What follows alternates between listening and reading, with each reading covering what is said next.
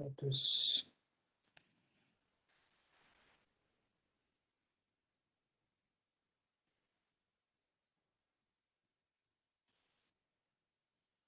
Perhaps before I do that, so everybody has access to Sutra now?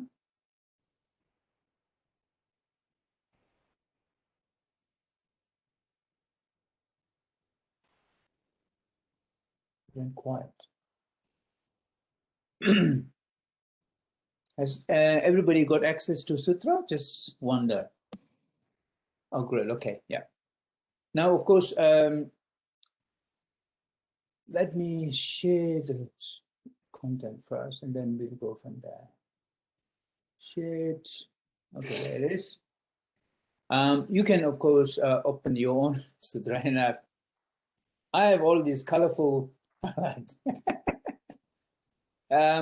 just in case we get lost. Okay, so okay, this sutra, of course, in Tibetan, a very popular sutra. Now it's a very very big sutra too, of course. So we'll have to divide this into different sessions. Now today I suggested to read first two chapters, and you will notice that there is not much actually content in first chapter, and there's little content even in the second chapter. Much of which actually goes in the third chapter, where the parable chapter is, because that's a bit more interesting. But nevertheless, let's see how we go and progress. And then I noticed that, Gabby, you have raised some questions. So by the time we get to those sessions, can you share your questions with us so that everybody knows? Is that okay, Gabby? Perfect. Okay. Any other requests or any other suggestions for us to proceed? Because I think, as I said, we want to have this more interactive so that everybody can engage, rather than me always doing the talking. So, which means if you have any questions, doubt, objections, these sutras, of course, you might find very sometimes many of those things, these sutras, especially Mahayana sutras, you might think almost like just from a different world system.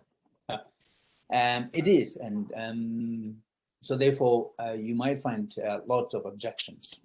And of course, if you have objections, do raise them, because we can see if they can be resolved. If they are, if I knew, or if I have certain a response, I'm happy to share. But if I don't, of course, if I don't, I don't know. So, and somebody else in the audience or participating, or Lindy might have also some idea to share. So before I proceed, any requests, any suggestions so that we can improve the delivery or improve the session and make it a bit more fun?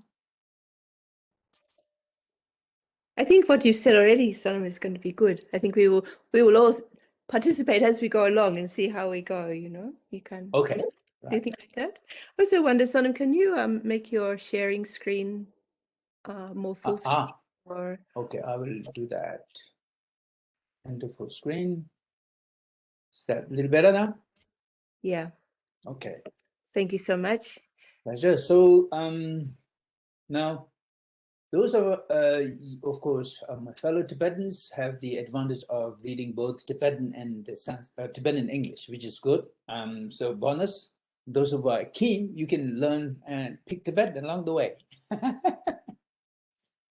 New language to learn, but not too bad, because especially who really want to dedicate themselves in Dhamma, I think one of those languages is very useful. And not only that, also usually one of the suggestions for any students at the university, we suggest that they have to at least have another language so that you can specialize in that field, and then you don't get, well, you have the freedom to to translate it the way you want it. And these translators, of course, 84,000 translating the word Buddha. I think that the team is a wonderful team. I know that Tom Tilleman, of course, retired, but he used to be probably one of the best person around and doing the kind of work that he's doing. He's a very good Tibetan. He's a very good Sanskritist. He knows Pali. He knows, of course, he's a native English speaker, so Canadian. So, but he headed in the beginning the program of 84,000. But now I think there was a transition, so there might be a new editor. But nevertheless, the team I know is a very good team. So it's a very reliable translation. Those of us who knows Tibetan, sometimes you might find, well, there could be slightly different, choice of words here and there, but nevertheless, I think overall it's a very good, high quality translation. So we are fortunate to have the team working hard on our behalf, so that for us there will be lots of sutras to study, to continue, which is a great thing. Okay, so that's, having said this remark, please don't hesitate to raise questions and do interrupt. And remember, this is not just like formal lecture sessions or anything like that. And because sutras are too long, what I'm going to do, as I did in the last session, we basically focus on the primary passages, primary section, which actually are philosophically more interesting. Remember, why it is philosophical more, well, why should we dedicate more time on philosophically interesting issues? Because that's where the doctrinal teachings of the Buddha lies. There are other descriptions. Lots of the Mahayana Sutras are very good in giving a detailed description of different realms. That of course you can enjoy if you enjoy. You can have a quick look, and but there's not much to discuss those issues. And I don't know. I'm totally ignorant of those stuff. Anyway, I won't be able to highlight anything that else than what you read. Whereas those parts, there are philosophical, doctrinal issues, and that at least we can study, because that is the source of inspirations. And if we really want to learn, get ourselves informed and learn from Buddha's teaching, those are the sections that we need to focus. And you will find, of course, in this sutra, a lot of things that you will find objectionable in the sense weird ideas. At least you might think more weird ideas. Traditional Buddhists may not think that weird ideas, but for non-traditional Buddhists, even modernist Buddhists, you might find a lot of ideas objectionable. Particularly, like one of the ideas that, let me bring it up here, is that if you somehow look down at the sutra, you will go to hell. This is one of the very explicit teaching of the sutra. Now, of course, there is another point that needs to be that we have to clear before we actually go on, and that is, we now of modern academics, even the traditional Buddhists, especially Mahayanas, of course, will claim that these are authentic teachings of Buddha. So sure, I mean, there are the teachings that are taught by Buddha, but maybe in the beginning, of course, some verses, but those certainly, these whole commentary of 700 words, almost like sutras, people nowadays consider it were written much later, but they're authorless. So that's why they all are attributed to Buddha. But it's very difficult, of course, to say whether the whole things are the teaching of Buddha himself. So there is certain question that question that we have to raise, whether they are the authentic teaching of Buddha or not. But of course, Mahayanas will say they are authentic teachings of Buddha, but most of Theravadins and modern academics will question that claim. So that's debatable, and I don't think anybody can settle it, because these texts, they don't have any authors, and therefore they are all attributed to Buddha. But they came much later. Remember, in some of them is as late as 600 years after Buddha's passing away. Some of them 300 years. This actually takes place much later, and we will notice some of those. So from those periods, of course, there is a long gap in Buddha himself, and then the emergence of those sutras. And then you could question whether they are explicit words of Buddha. All right. So, and then you can see, of course, here, if you look at the content, it's pretty big, 27 chapter sutra. It is long, and sometimes also when you read it, there are very detailed descriptions that doesn't sound very sort of very reasonable or even useful for modern reader. I'm considering myself a traditional Buddhist, but perhaps not too traditional, not a typical traditional person. Perhaps much influence from modernism. Being in the West for a long, my mind has already been transformed in certain ways. So in that sense, I may share certain sentiments. But let's actually look at the summary, and that gives us a certain idea.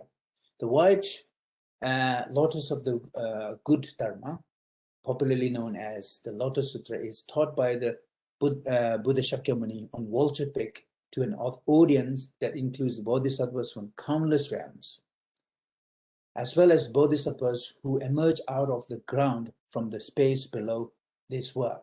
Now, those things, people will, of course, modernists will, for us, even you might say, well, this would be even very, very hard to imagine, because if we think that we accept only things that are that we experience through our senses, those things at least we don't ordinarily experience. But from the Buddhist standpoint, from pan-Indian standpoint, these are quite ordinary claims. Buddha Prabhu Ratna, who has long since passed into Nirvana, appears with a floating stupa to hear the sutra, and Shakyamuni enters the stupa and sits beside him. The Lotus Sutra is celebrated particularly in East Asia for its presentation of crucial elements of the Mahayana tradition, such as the doctrine that there is only one yana. Now, one yana is one vehicle, right? This is, in Mahayana tradition, of course, usually that's the claim they make. But generally, if you look at the overall Buddhism, of course, there are three vehicles, Shravakayana, Pratyek Buddhayana, and then Bodhisattvayana. So Bodhisattvayana consists of what we call Mahayana Buddhism nowadays. Type of Buddhism that you find in Tibet, in China, Hong Kong, Japan, and in Mongolia also, where Bodhisattva ideal flourished, right? Because they aim, now why they are called Bodhisattvayana or Mahayana is because the idea is that the goal there is to become enlightened for the benefit of all beings. So greater vehicle, we call it, translating Mahayana into greater vehicle, in the sense that you are a vehicle and you want to take all beings along with you on your own when you become fully enlightened. In other words, the goal that you set is not just for individual liberation, but actually liberation of all sentient beings. So that's called Mahayana Buddhism. And you'll find that's being practiced in so-called Mahayana countries. Now, that doesn't mean, of course, people who actually practiced or supposedly practice Mahayana Buddhism are actually necessarily Mahayanists. Now, because to be a Mahayanist, you have to be Bodhisattva. And to be Bodhisattva, it's not simple. We know that, of course, we have studied those sutras enough. And if you look at the ideals of Bodhisattva, it's a very demanding task. And most of us, as far as I know, even in so-called Mahayana countries like Tibet, we are egocentric individuals, very selfish in our own world, and that's what we're preoccupied. Even though there is some ideal, of course, they still do cherish, still do emphasize that the ultimate goal should be attainment of Buddhahood, and that's even the Tibetans, every Tibetans, whenever they pray, that's actually exactly the prayer that commitment or the aspiration that they have. But in practice, as an individual being, of course, we are far from being a bodhisattva. So there's a big difference. The ideal could be Mahayanis, but not individuals are not necessarily Mahayanis. So that's one point. And that means also in other countries, like where we called Theravadan countries, Sri Lanka, Laos, Cambodia, Thailand, Burma, and these countries have the type of Buddhism what we called pejoratively Hinayana. Hinayana is a pejorative word because it actually means lesser vehicle. Now, this sutra will bring that word explicit because this sutra valorizes Mahayana Buddhism, greater vehicle, because it's all about basically Buddhist. I mean, this teaching sutra says, yes, that's the ultimate goal. You have to, ultimate goal is to become Buddha. But these other countries, they practice what Taoist Buddhism now called Theravada Buddhism, the Buddhism of the elders. And it is quite clear that our Taoist Buddhism that they practice was almost all maintained in Pali tradition. Now, if you ask those individuals, Theravadan Buddhists, none of them, I wouldn't say none of them, but majority of them have the ideal of being arahant. Arahant's individual liberation. Their goal in their life, goal of Dhamma, goal of practicing Dhamma is to become individually liberated. And they will also argue, if you look at, in fact, many of the writings they have produced, they all argue that Buddha is a very, not necessarily privileged position. It is a privileged position, but it's a position that only a few individuals can hold.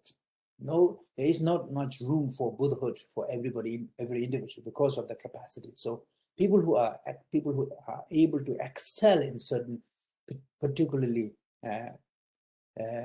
great compassion and the skillfulness, they can become Buddha, even Bodhisattva and eventually Buddha.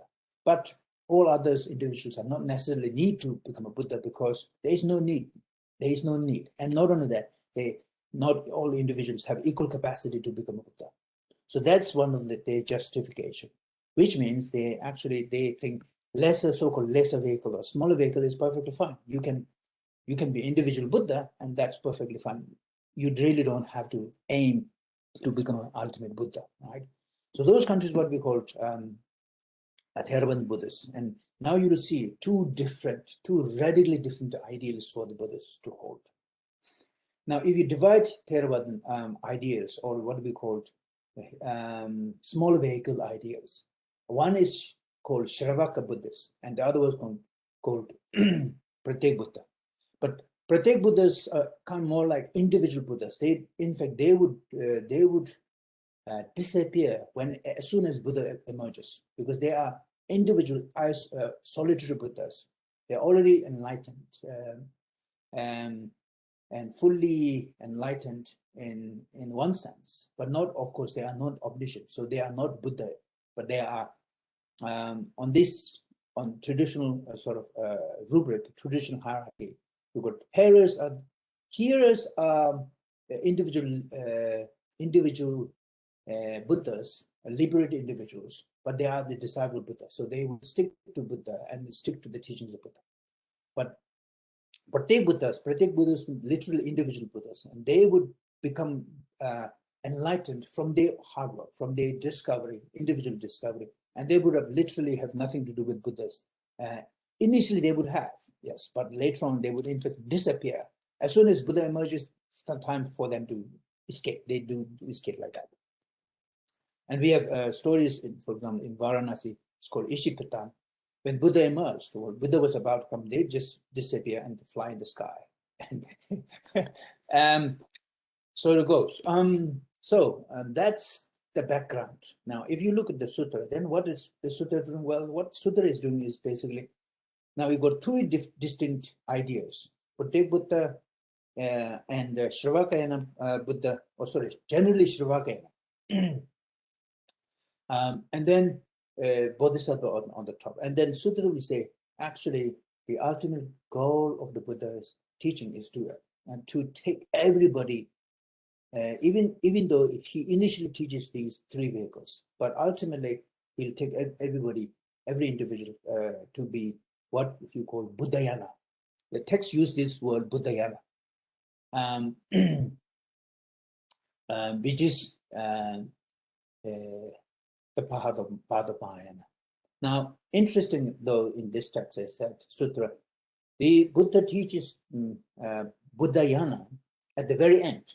So once they are once each disciples are fully liberated, so each one of us actually become liberated, choosing our own path. So let's say if some of us choose Bodhisattva path, others choose Shakyamuni path, or smaller vehicle, or some of us choose bigger vehicle, and then once you are fully liberated individual, if you are not Mahayanas, if you are not committed to Bodhisattva Yana, Buddha will eventually knock your door and say, "It's time to rise up. Get up.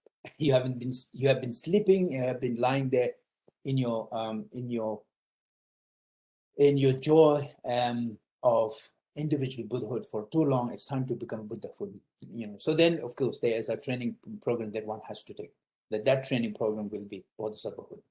Okay, so that's where this word vehicle is coming from, right? So in the end, he says, okay, the Lotus Sutra is celebrated particularly in the East Asian for its presentation of crucial elements of the Mahayana tradition, such as the doctrine that there is only one yana, one vehicle, and that vehicle is Mahayana, right? The distinction between the expedient and definite teaching. This is another important teaching. So the one important teaching of the sutra is the idea that there is only one yana, there is only one ultimate way, and that is Buddha's way. In other words, one has to become Buddha in the end, ultimately. In other words, another way of putting that is, yes, we can take different routes in the beginning and even in the middle, but at the end, if you really want to be full Buddha, fully enlightened, then one has to become Buddha. One has, because if you are not fully enlightened, then we are not. We haven't developed, full potential. So to develop full potential, one has to become Buddha in the end. So there is a different reason, right? Arahants, they are fully liberated individuals, but they Buddhas, all individuals, but they are not omniscient, meaning that they still have some limitations in their knowledge, some limitations with the intelligence. So their intelligence is not fully developed to the optimum, right? So whereas Buddhahood is the ultimate achievement, and that's why in this sutra is all about valorizing and emphasizing that this should be the ultimate goal. And that's one teaching. And the other one is the distinction between expedient and definite teaching, right? Buddha taught, remember, from age of 35 to the age of 18, nearly 45 years of career, very long teaching career. And he taught for thousands, and that's why he apparently gave 84,000 different discourses, and hence the translation team. Now he taught 84,000 different discourses, gave 84,000 different discourses, and usually says each of these 84,000 different discourses are tailored to one of the different types of limitations that we have, limits, or what we call afflictions or defilements. In other words, defilements are, in Tibetan word, Tibetan we call myomon, one that literally afflicts our mind. Klesha, one that makes our ones that frustrate your mind, those states that actually make our mind weaker, right? Mind weak. So in that sense, in order to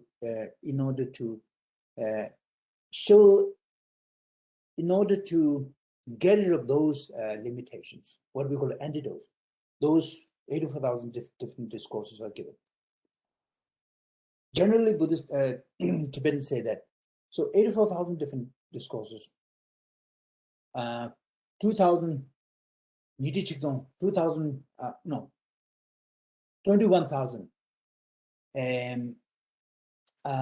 discourses are given as an antidote for attachment. 21,000 as an antidote for aversion or anger, 21,000 as an antidote for ignorance or confusion, and 21,000 for general, or all three as an antidote against all three poisons. So these three are what we call general poisons, and these 84,000 discourses Buddha has given basically tailored as an antidote against those three 84,000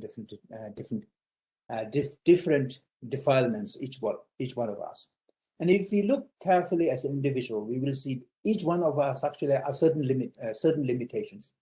Some of us are more prone to anxiety, others are more prone to fear, some of us are more prone to anger, some are more prone to passion and things like that. So each one of us, depending on the habituation, long individual evolutionary history, each one of us. Remember, we have in modern science, we talk about evolutionary theory in a general species, but they don't talk about this. They don't talk about specific individual evolutionary theory. But Buddhists, of course, not only talk about this general evolutionary theory that is actually is responsible for developing, gradually evolving species, but the history each one of us are making. In other words, from Buddhist standpoint, each one of us actually has a very, very long evolutionary theory. And this evolutional history are responsible for creating our characters, are responsible for cultivating our habits, personalities. Because if you ask yourself deeply, why is it that I am? Why is it that I, even though born in this same family, have a very distinctive sort of flavor, distinctive personality compared to my relatives, my brothers, sisters? Why is it that I am?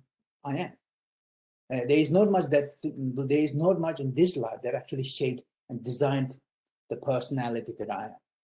So from Buddhist standpoint, yes, we have been shaping this personality based on habits, and that habit is not just in this life, but lives beyond, millions and millions of lives. And that's our individual evolutionary history, each one of us. So in a sense, each one of us a very, very thick encyclopedia, historical evolutionary book.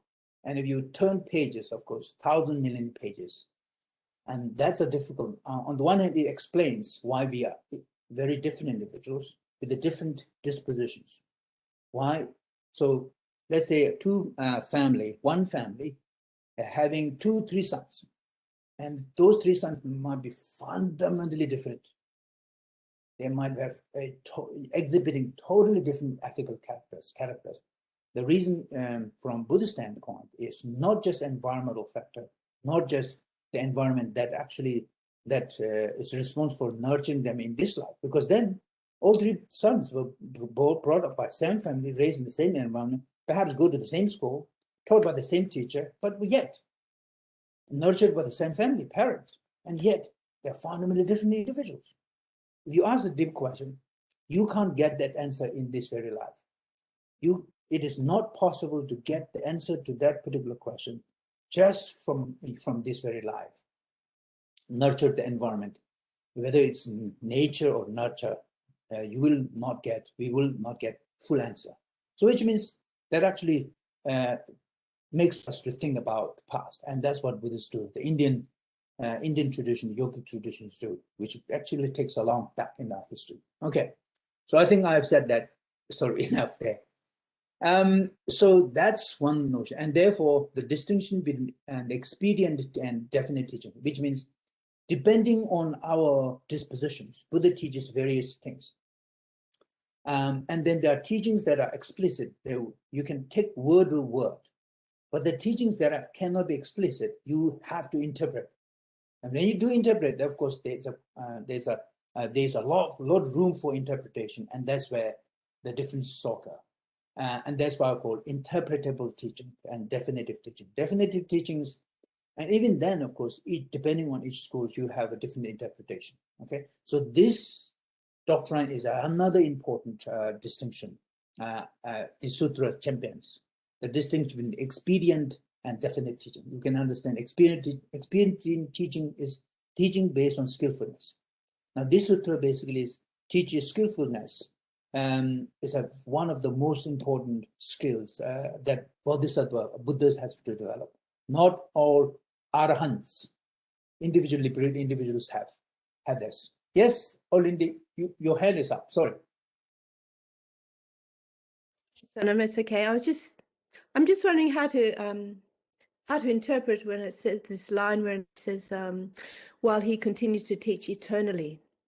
You know, how does that fit into the teachings being, you know, constantly available as we know it in this lifetime? But I don't know, I'm just not sure how to think about that with just teaching. Honestly, I don't know.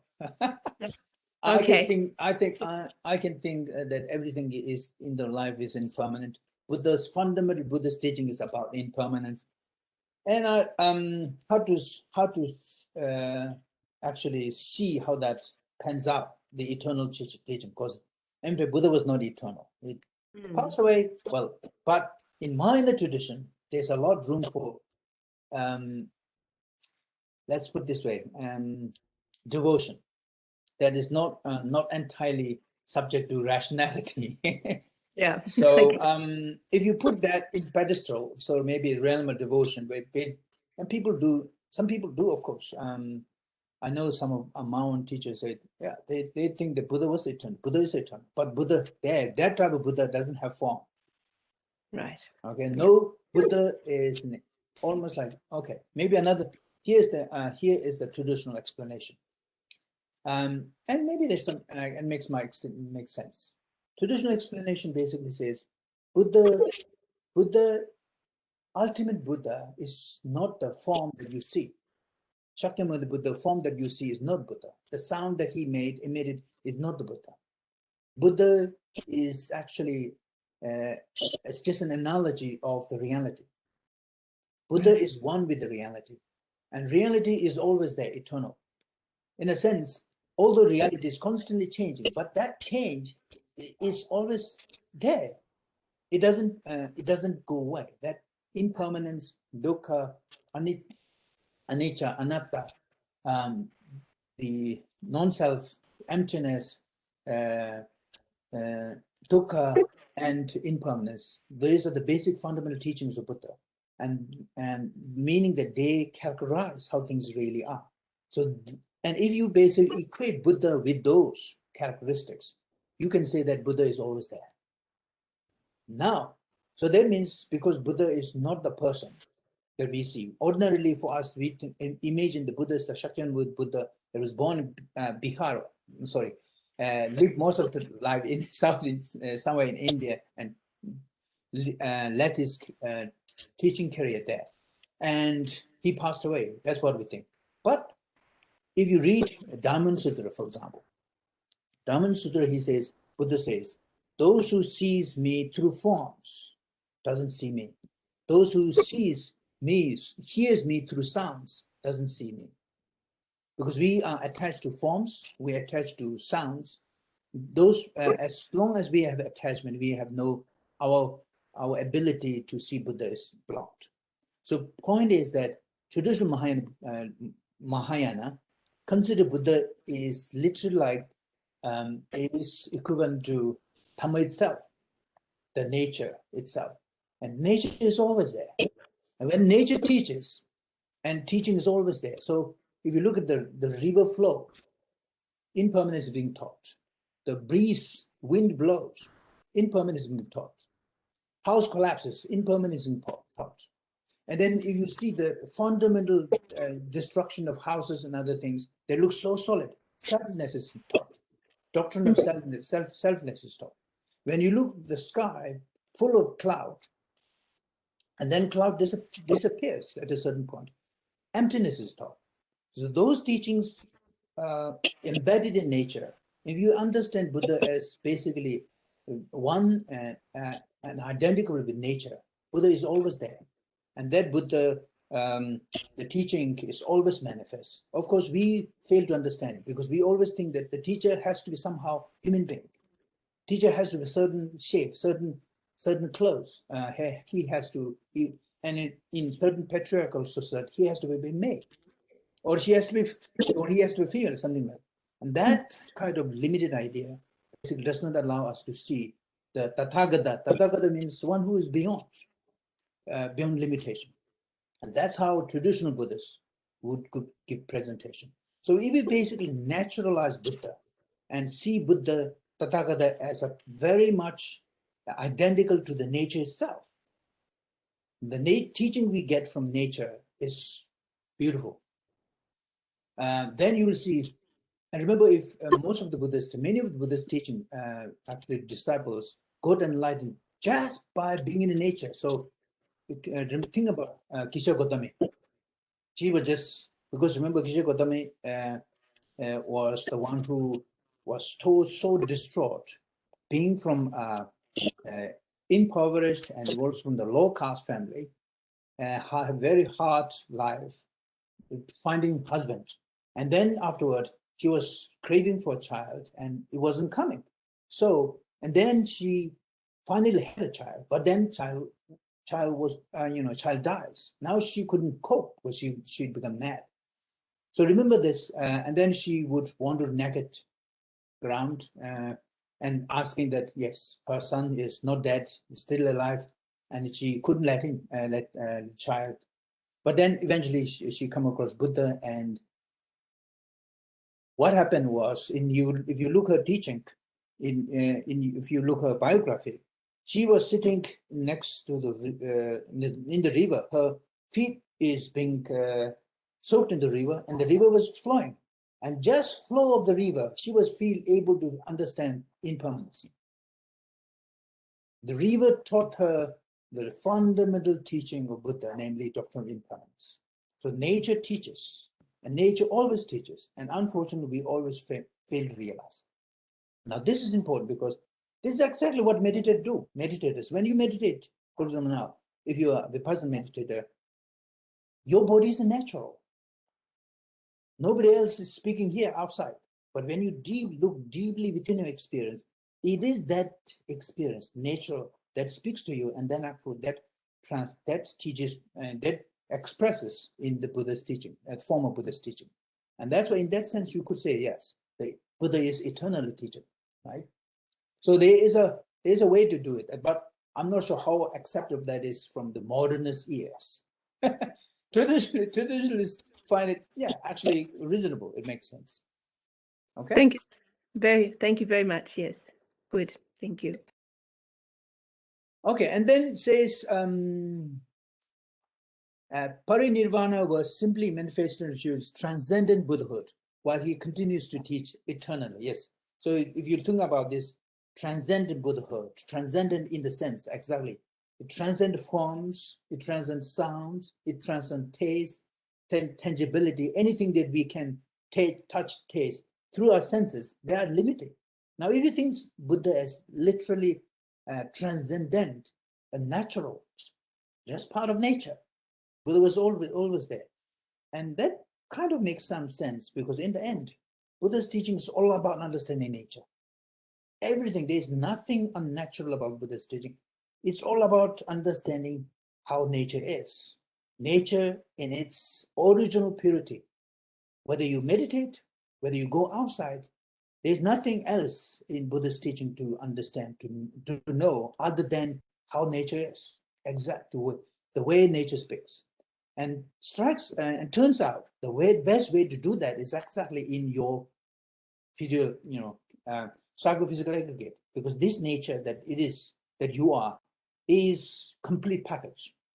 Whereas if you go outside, even in, let's say, bush, beautiful, yes, but unfortunately you will be speculating, you will be contemplating, you will be visualizing, and it's not immediate experience, domain of experience. Whereas if you bring your awareness back into your being, you get immediate experience. And then the reason why immediate experience, because then gradually you take the experience as a stepping stone, and from there deconstruct. Just looking, constant analyzing nature, and nature has different depths and degrees. Some are superficial, and most of the ordinary knowledge that we have are purely superficial because we build that knowledge based on how things appear. But if you meditate gradually, what happens? This superficial is broken, disintegrated. And when the disintegration takes place, gradually you go deeper and deeper. First thing you realize, oh, everything's changing, constantly changing. There's nothing that is solid. And you go a little deeper, even the so-called pleasant experience, all dukkha. Dukkha in the sense, constantly changing, rising, and then go deeper. No, this solid entity that I think I am. Actually, there's not a single shred. There is no molecular, no atomic structure that actually makes me. You go deeper, deeper, deeper, even, and you will find you are actually just like a space. Your whole existence just like space. There's no solidity. Everything is just as relational, and that's what we call emptiness. So going deeper in that way. Now, if you see who is teaching, well, nature is teaching, but and that's why if you equate Buddha with nature, and that's actually, it makes sense. The person who does this beautifully is an East Asian philosopher called Dogen. So you need to do a little bit of Japanese. And now here is another maybe little bit distraction, but in East Asian Buddhism, people take environment very seriously because destruction of environment is literally taking destruction of our own existence. And we can understand that now. If you equate, and then not only our existence, destruction of nature is also destruction, undermining or actually injuring Buddha, because they identify nature with Buddha. A recurring theme in the sutra is its only significance in teaching these points during past and future eons, with many passages in which Buddha and Bodhisattvas such as Samandra Patra describes the great benefits of that comes from devotion to it. Now, this is another aspect. And that's why this sutra is basis of whole devotionalism. And you could say the certain cult in China. So much devotion. And all you need to do is recite some mantras or recitations, and then everything is taken care of. At least there are schools who actually dedicate, even in Japan nowadays. And so this sutra is responsible for many of the devotional schools that sprung up in China and eventually went to Japan, Korea, and now even in Australia. Of course, there are Tentai Buddhists who actually have more or less like devotional sort of trend. I was sorry to interrupt. I just figured out how to put my hand up. I was going to say, just on what Lindy was talking about, I think that part of the sutra that I read discussed Shakyamuni Buddha imparting the responsibility of his teaching onto the Bodhisattvas that were present during the Lotus Sutra. And, you know, Bodhisattvas are, people are becoming enlightened every day. People are becoming Bodhisattvas every day. Therefore, the teaching of Shakyamuni Buddha is eternal. Even what we're doing right now in discussing the sutra is, eternalizing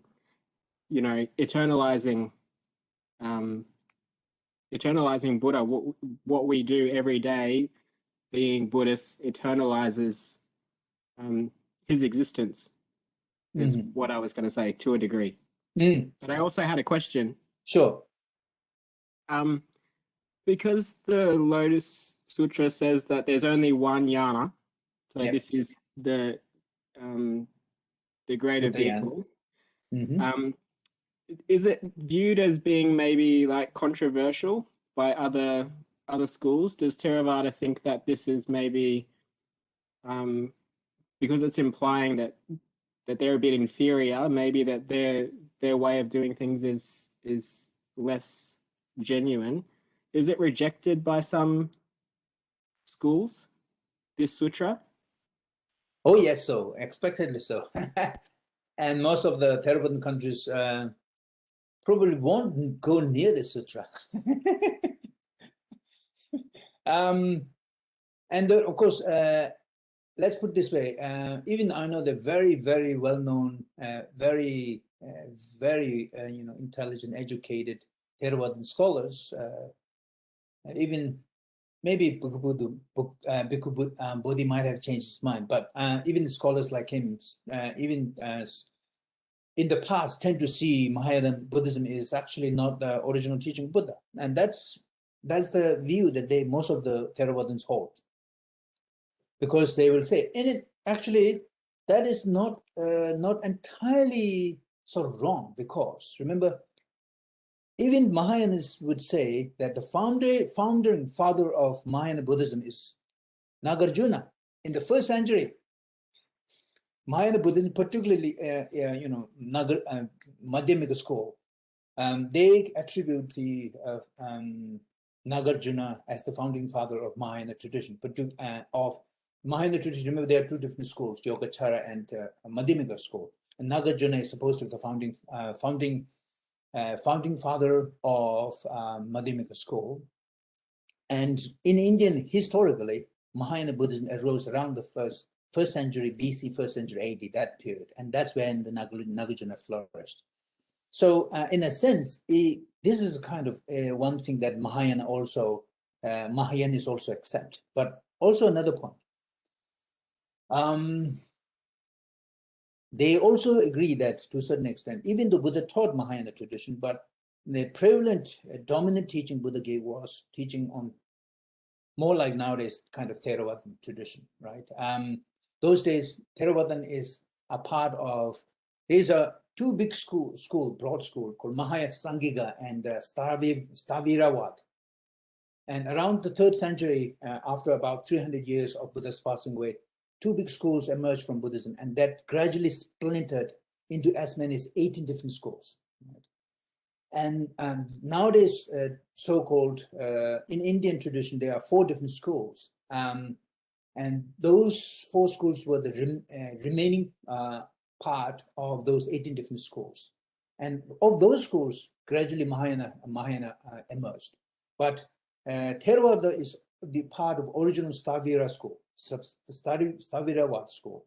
And usually it is claimed that Buddha taught Mahayana teaching. In fact, even not only that Mahayana gave Mahayana teaching, but also taught Vajrayana. And Vajrayana, and usually almost when he was age of 80 or 81. I mean, there are 2 different versions. Some people say he taught Vajrayana when he was 80, because he died at 80. You can't be at 81.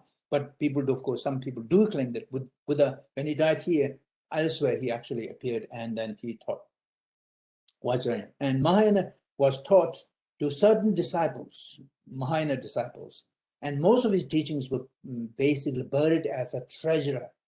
And Nagajuna's responsibility was to take them out and reveal to the world, expose to the world, right?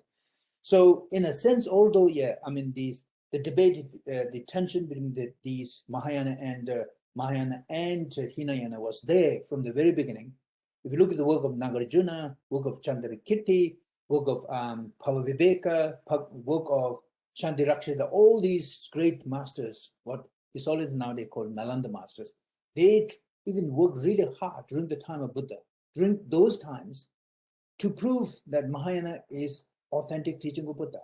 So that means the debate tension was already there, even in the 1st century, right?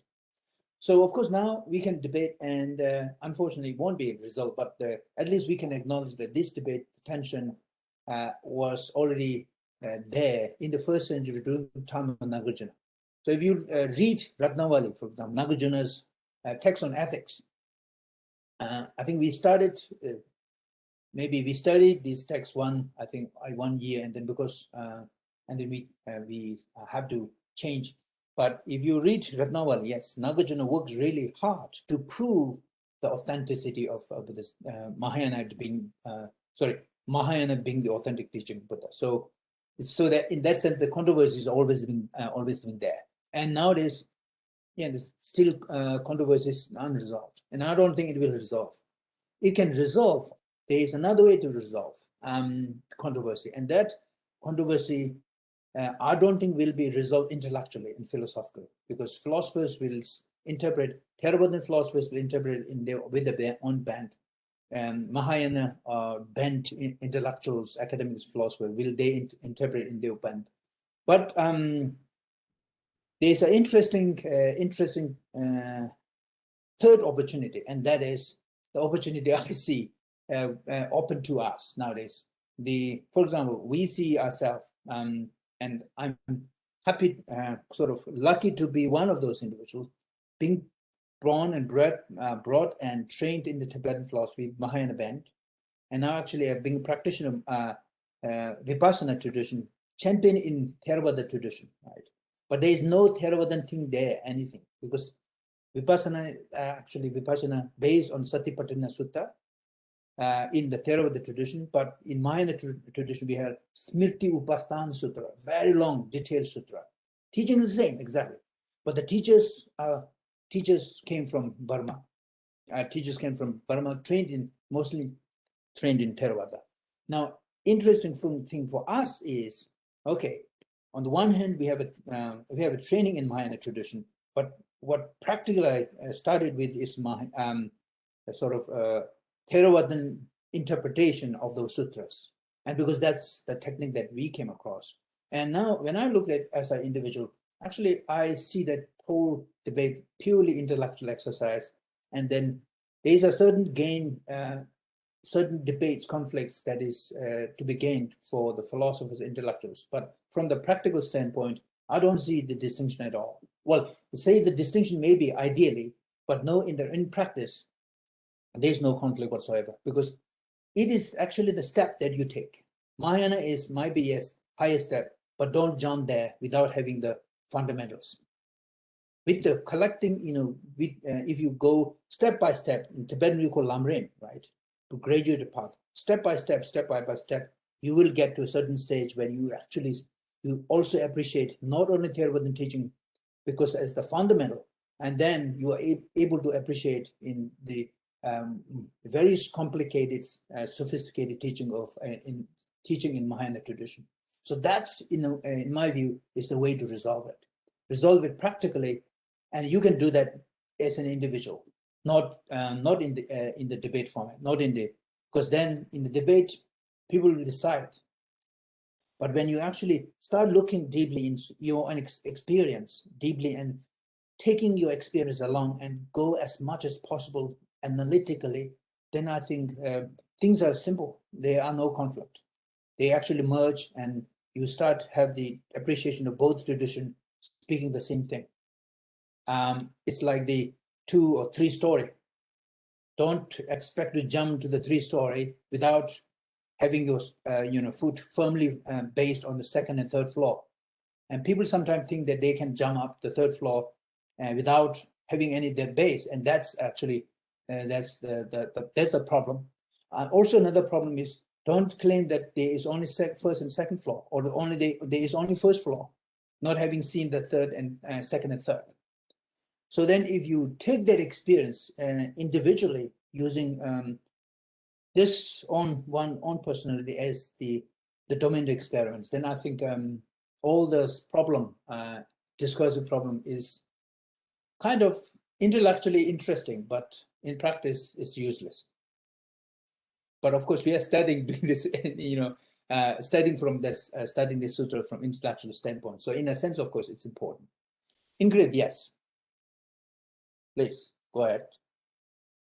Yes, so just confirming that I've understood what you said, is it to do with our dualistic nature, that we say, oh, it's either this or that, and that we can be more inclusive?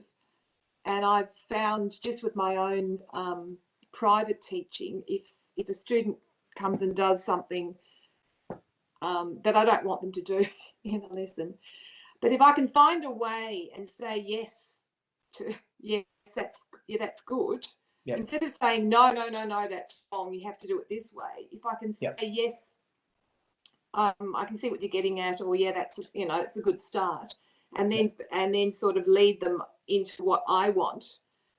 I'm more likely of getting a result than sort of creating this sort of divide by saying no, you're wrong. Even if from many points of view they probably are wrong, but I'm trying to make them feel good about what they've attempted and then get them onto a higher path. Would that be a reasonable comment? Yes, it is a reasonable, and this is exactly the the emphasis of the teaching, because remember the expedient, another word that Sutra uses, skillful teaching. Now, being teacher, of course, we have to always, if you say, well, you're totally wrong, some students turn off and then run away fast as they could and never to return. Maybe sometimes it's good. I mean, maybe good for have good consequences as a result. But if they really want to go further, then it's the progression makes sense. It makes sense. So in a sense, yes, I think this sutra also using a skillful means. Eventually, at the moment, yes, the students attracted to this particular methodology. And if you say, well, you are totally wrong, you are wrong-headed, this one, and then students just get discouraged and give up. And you don't want that. And no, is it in the interest of the students as well as the teacher. So instead, you could say, yes, actually, this looks good. This looks good. And keep going. And then eventually, student might actually himself or herself come to a point that, there's a problem with this method. And you might ask a question. And then, of course, gradually, as you said, you may be able to lead to the goal that you wanted this person to understand. But step by step. And this step-by-step process is what exactly is skillful path. Instead of just saying, oh, you're wrong, or even saying just you are absolutely right, because if you just absolutely right, and they might not have done, let's say another student who just totally agrees with you and say, okay, because this student is nice, just come to you and say, oh yeah, actually this is good. Exactly, because this student doesn't want to work, doesn't want to think, doesn't want to do his or her own or hard work, because in the end he needs to come to certain conviction and confidence that can come only if he puts hard work into doing that exercise. So then if that eventually confirms your view, of course, then that's great, because he has done the work and now he is more confident. But otherwise, even though initially he might agree with you, and then if you put a little bit of stress, maybe pressure and question or poke, he might fall apart because he hasn't done the work and he has no confidence. So this is exactly the other student might have the similar point. He might have in the beginning, he might hold a different view in the contrary to your position. And if you encourage him, oh yeah, keep on doing, this makes sense. This is a good approach. Yeah, it makes sense. And keep, encouraging him or her to do that. And eventually he or she realizes, oh yes, there is another way, which might be a better way. And that better way may actually agree your perspective. So I think, yeah, the sutra is exactly almost encouraging us to do teaching on in this way, as a teacher, using a skillful means, and eventually to lead to the better path. Okay, so I mean, I suppose most of you have already read, and so you know what, without, what's the word, spilling the beans? Do you say spilling the beans? This parable, okay, maybe I'll leave that a little bit parable and see if we get time. Okay. Now, this, of course, has a preface, and I won't read all of, but I think there are Dzongsa Khenze's few introductory passages that actually are nice. It says, I teach many dhammas in the world so that here and there I bring the liberation from attachment. I give the teachings of the three yanas, which is my supreme skills in the method. So here, exactly, reflecting that, we have to be very diverse and skillful in approach, not trying to regiment in hard so that everyone should fit with the same box in the beginning.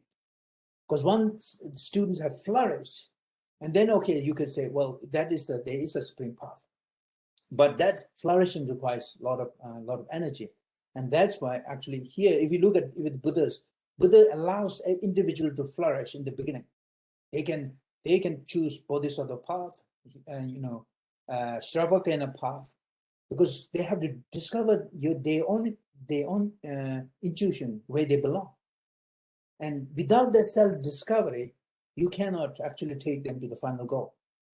Because one day discover in the end, and then realize, okay, now let's say if you have taken the Shavagayan path, and then you are fully liberated, Arahant, and then you realize you are still not Buddha.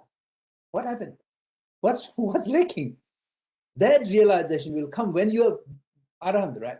Initially, you might say, okay, Arahant is such a high goal, to achieve, and then you might always aim to and aspire to, and you might think then that actually Buddha is Arahant, so is Shariputra Arahant. So what's the difference? And Buddha, to become Buddha, you have to work 3 eons, incalculable time. But Shariputra is Arahant, and he become Arahant in this life. So why should I work so hard just as Buddha? Why can't I work, just moderate and become like Shariputra? And after all, Shariputra is Arahant. So you do the comparison, and then because you tend to assume that Shariputra and Buddha are on the same platform, because both are Arahant, totally liberated individual. And then once you actually come to the Shariputra's platform, now you realize actually, oh yeah, I have certain limitation. I'm not Buddha. I'm unable to remember things beyond certain time, because my memory has a certain limit. My intelligence has a certain limit. So I'm not fully realized Buddha. I'm not full Buddha. And now then, if you're introduced to Buddha's Mahayana teaching, you can understand at that point, because you are Arahant, fully Arahant, and you also know the limits. And then, of course, that inspires you to become a full Buddhahood. For this reason, Buddha's approach is not to basically try to put everybody into box, same box, Mahayana box. In the beginning, remember, everybody is given, literally say, just take any interest you take. If you're went to Bodhisattvahood, pursue that path. If you went to Arahanthood, pursue that path. Be Arahant, and then see what happens. So that's why I think the Buddha's teaching, Buddha is definitely, you can see, because otherwise we must say, well, okay, what if I'm such a teacher who think that my own view is the best? Basic egocentric view, my own view, and all my students has to take the same view. Then I think, now Buddha is not doing that. Buddha is not putting his agenda on the top, but he's putting individual students' capacity, giving them the primacy, the most important part, and allowing them to flourish in the beginning. And then say, okay, now, yep, you have arrived the path you wanted, you have achieved the ultimate goal you wanted. Now compare it with me. What do you know and let's compare. What do you know and what you don't know? And then, of course, you'll see they can even gradually admire Buddha's extraordinary skill. And that's why then they would be open to become Buddha. And this, I think, has to be sort of, Buddha's skillful means. Otherwise, if we impose, let's say, if I'm a teacher, I'm supposed to be a teacher. I don't know what sort of teacher I am, but so if I bend to sort of drive all the students into my direction, not knowing that my own style of teaching or my own goal or my own aspiration is egocentric, then of course it's a wrong habit, because I'm not giving students time to flourish and develop their own intelligence, their own way. But I'm trying to drive somehow because I wanted that. And Buddha's goal is not that. So Buddha's goal is to actually allow individuals to flourish with the maximum capacity they have. And then once they get to that point, then even ask them, okay, can you still reach further? Can you still go further? Can you develop and furnish your intelligence still further? And Buddha would say, yes, full omniscience, and therefore Buddhahood. And that's where, remember, in the 3rd chapter, Buddha introduced these parables. And this householder, a very rich man, and has so many buildings, and house on fire, and so many sons. Those sons were deeply intoxicated with the game, but they can't understand. If you say, well, he said, yes, house on fire, come out, otherwise you'll die. But those kids don't understand what is fire. And if they don't understand what's fire, they won't be scared to hear what's fire, house on fire. So they won't come out. They will still playing. So then how do you bring the kids out?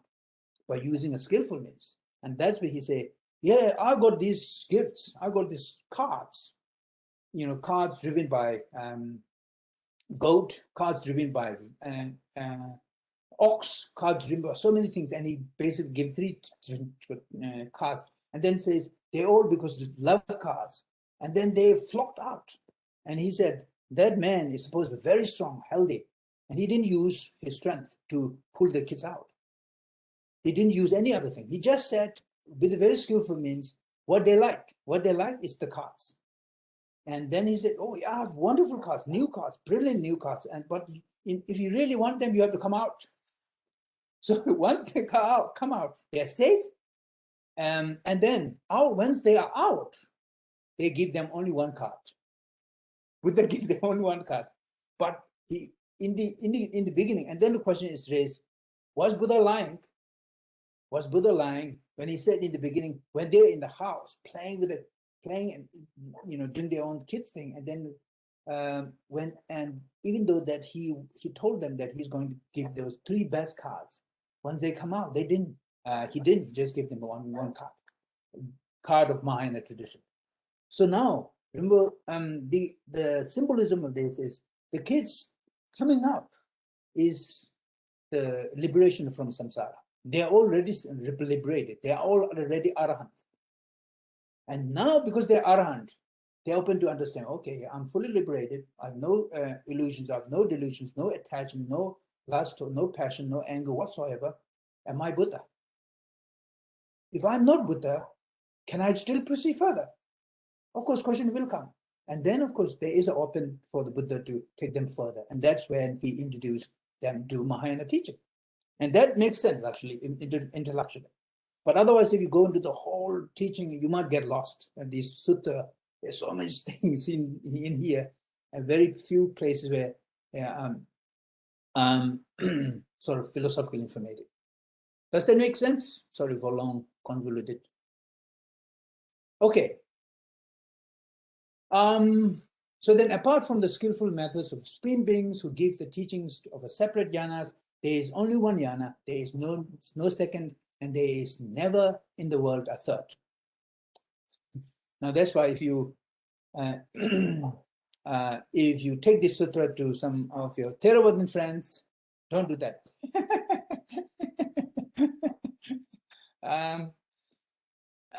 But I think for the meditators, I don't think it's going to be a big deal, because it's a stepping stone, right? All these jhanas are a stepping stone. Yeah. When you do only philosophy and try to resolve everything on the base of intellectual acrobatics, and when then the intellectual, especially the rational capacity that we have, can sometimes be conflicting, and therefore we find things very puzzling. But if you go from the practical, meditative, contemplative standpoint, then those three vehicles actually are stepping stones. The first 2 vehicles are stepping stones to the third one. No problem. A Lord of the world appears. Oh, sorry, go on. Oh, sorry, Sonam. I was just sorry to interrupt. I was just going to suggest that we take a short break soon. Good. Yeah. Because So otherwise, yeah, I get too excited and I forget. No. Little rest, a cup of tea, and then maybe just Sure. 5-minute break, and then when we can come back, when you're ready, Makes you can just. Great. Yep. Thank you. Good point. Okay, so we can take a break. So we take a 5-minute break now. Mm-hmm. Oh, maybe let's okay. So When finish these 2 verses. Yep. The Lord of the world appears in the world in order to teach the wisdom of Buddhahood. That is one activity. There is no second. The Buddha do not guide beings with lesser jhana. See, this is a big. If you purely try to understand this from the intellectual standpoint, I think then there is a difficulty. I teach Dharma by using a variety of teachings on accomplishment and various teachings on causes, reasons, parables, supports, and skillful methods. So this actually sutra is all about this skillful method. And you use different parables. Parables are more or less like similes or examples, illustrations, and you will see a vivid parable in chapter 3. Okay, so at this point, we can take a brief break. Thank you, Sonam. So 5 minutes is enough, just everyone have a little stretch and get a drink? Yep. Wonderful. Sounds good. Thank you.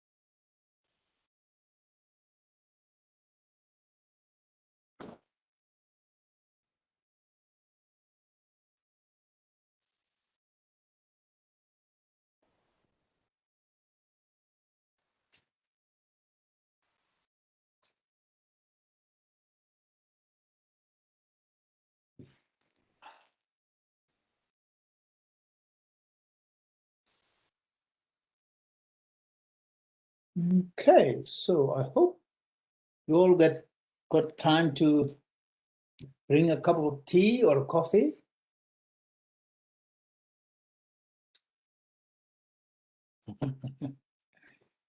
Which is a good thing, I think. If we do this online, we get to. Sonam, can I just ask about or comment on the last red highlight bit you had? That Sure. the last sentence sounded rather. No, it wasn't that. The very last one you did said that the Buddha said he would not teach to the lesser yana person, but then the text referred me on to 2.84, which says, if I may read it, Yes, please.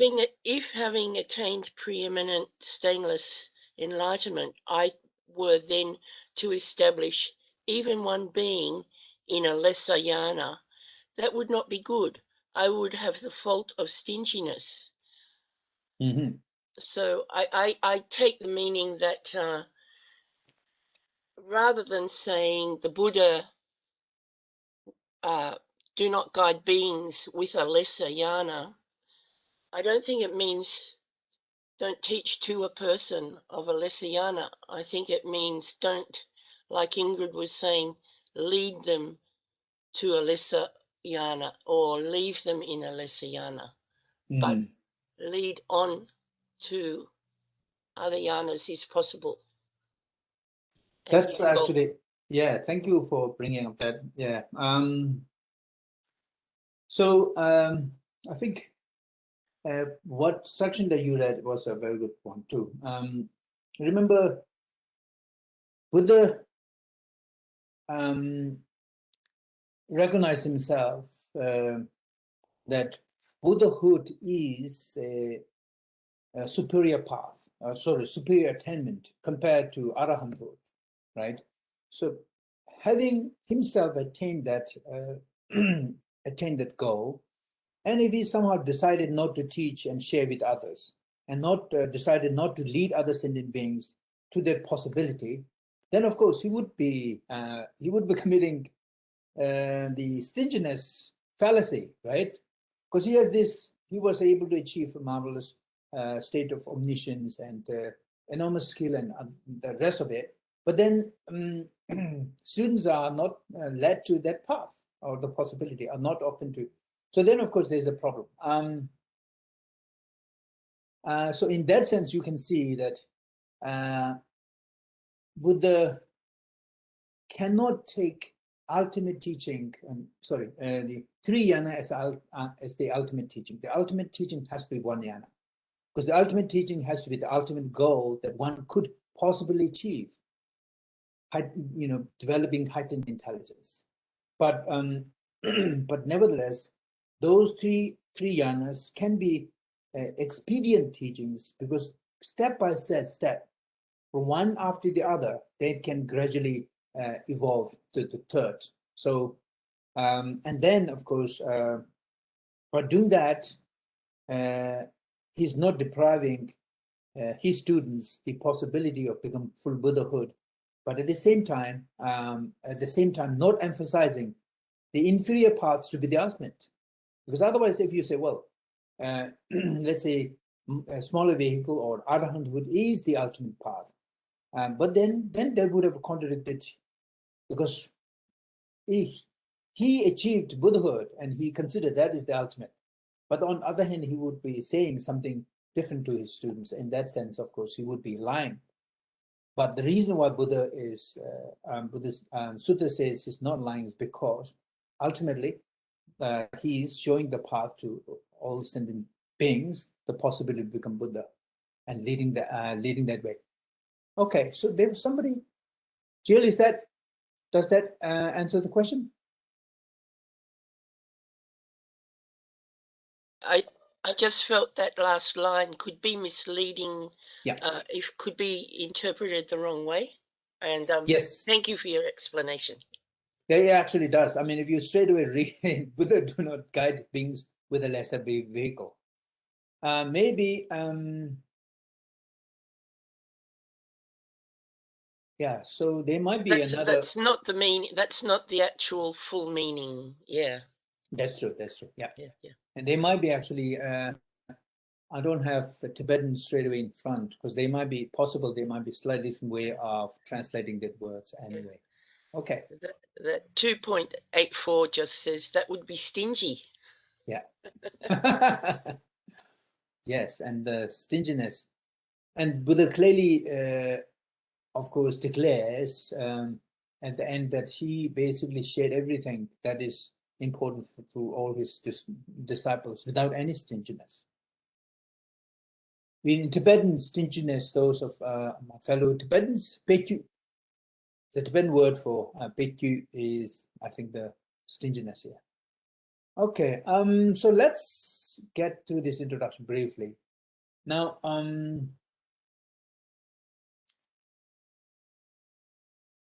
the Lotus Sutra of the Good Dharma, popularly known as the Lotus Sutra, not only contains one of the fullest expressions of the transcendent nature of Buddha, but also, so now this transcendent nature, if you take this Buddha as a transcendent of form, shape, color, sound, then Buddha is actually as essentially naturalized as being part of the nature, right? Just always there.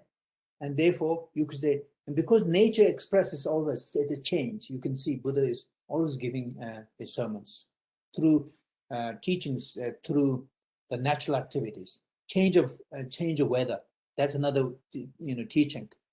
Climatical condition, and then of course different variations in the weather. And you could see if you take them deeply. Of course, there are can be an expression and of a Buddhist teaching, but also through a successive description of astonishing events and vivid parables. Yes, the astonishing events, there are a lot, some of which can be mind-blowing, if you like, but imbued with a distinctive literary power of its own. So that's another joy. When you read Mahayana teachings, they are so elaborate, almost like who could imagine something like that? And that actually, in a certain sense, if you take them lightheartedly, I think it's a literary sort of insight and joy. The Sutra inspires a devoted following in India, but it was above in the East Asian. It has popularly been popular. There has been an impetus to range of artistic and architectural form. So even remember, artistic and architectural form because of the sutra, because this, the inspired being sutra, and also mandala offering, lots of offering, extensive,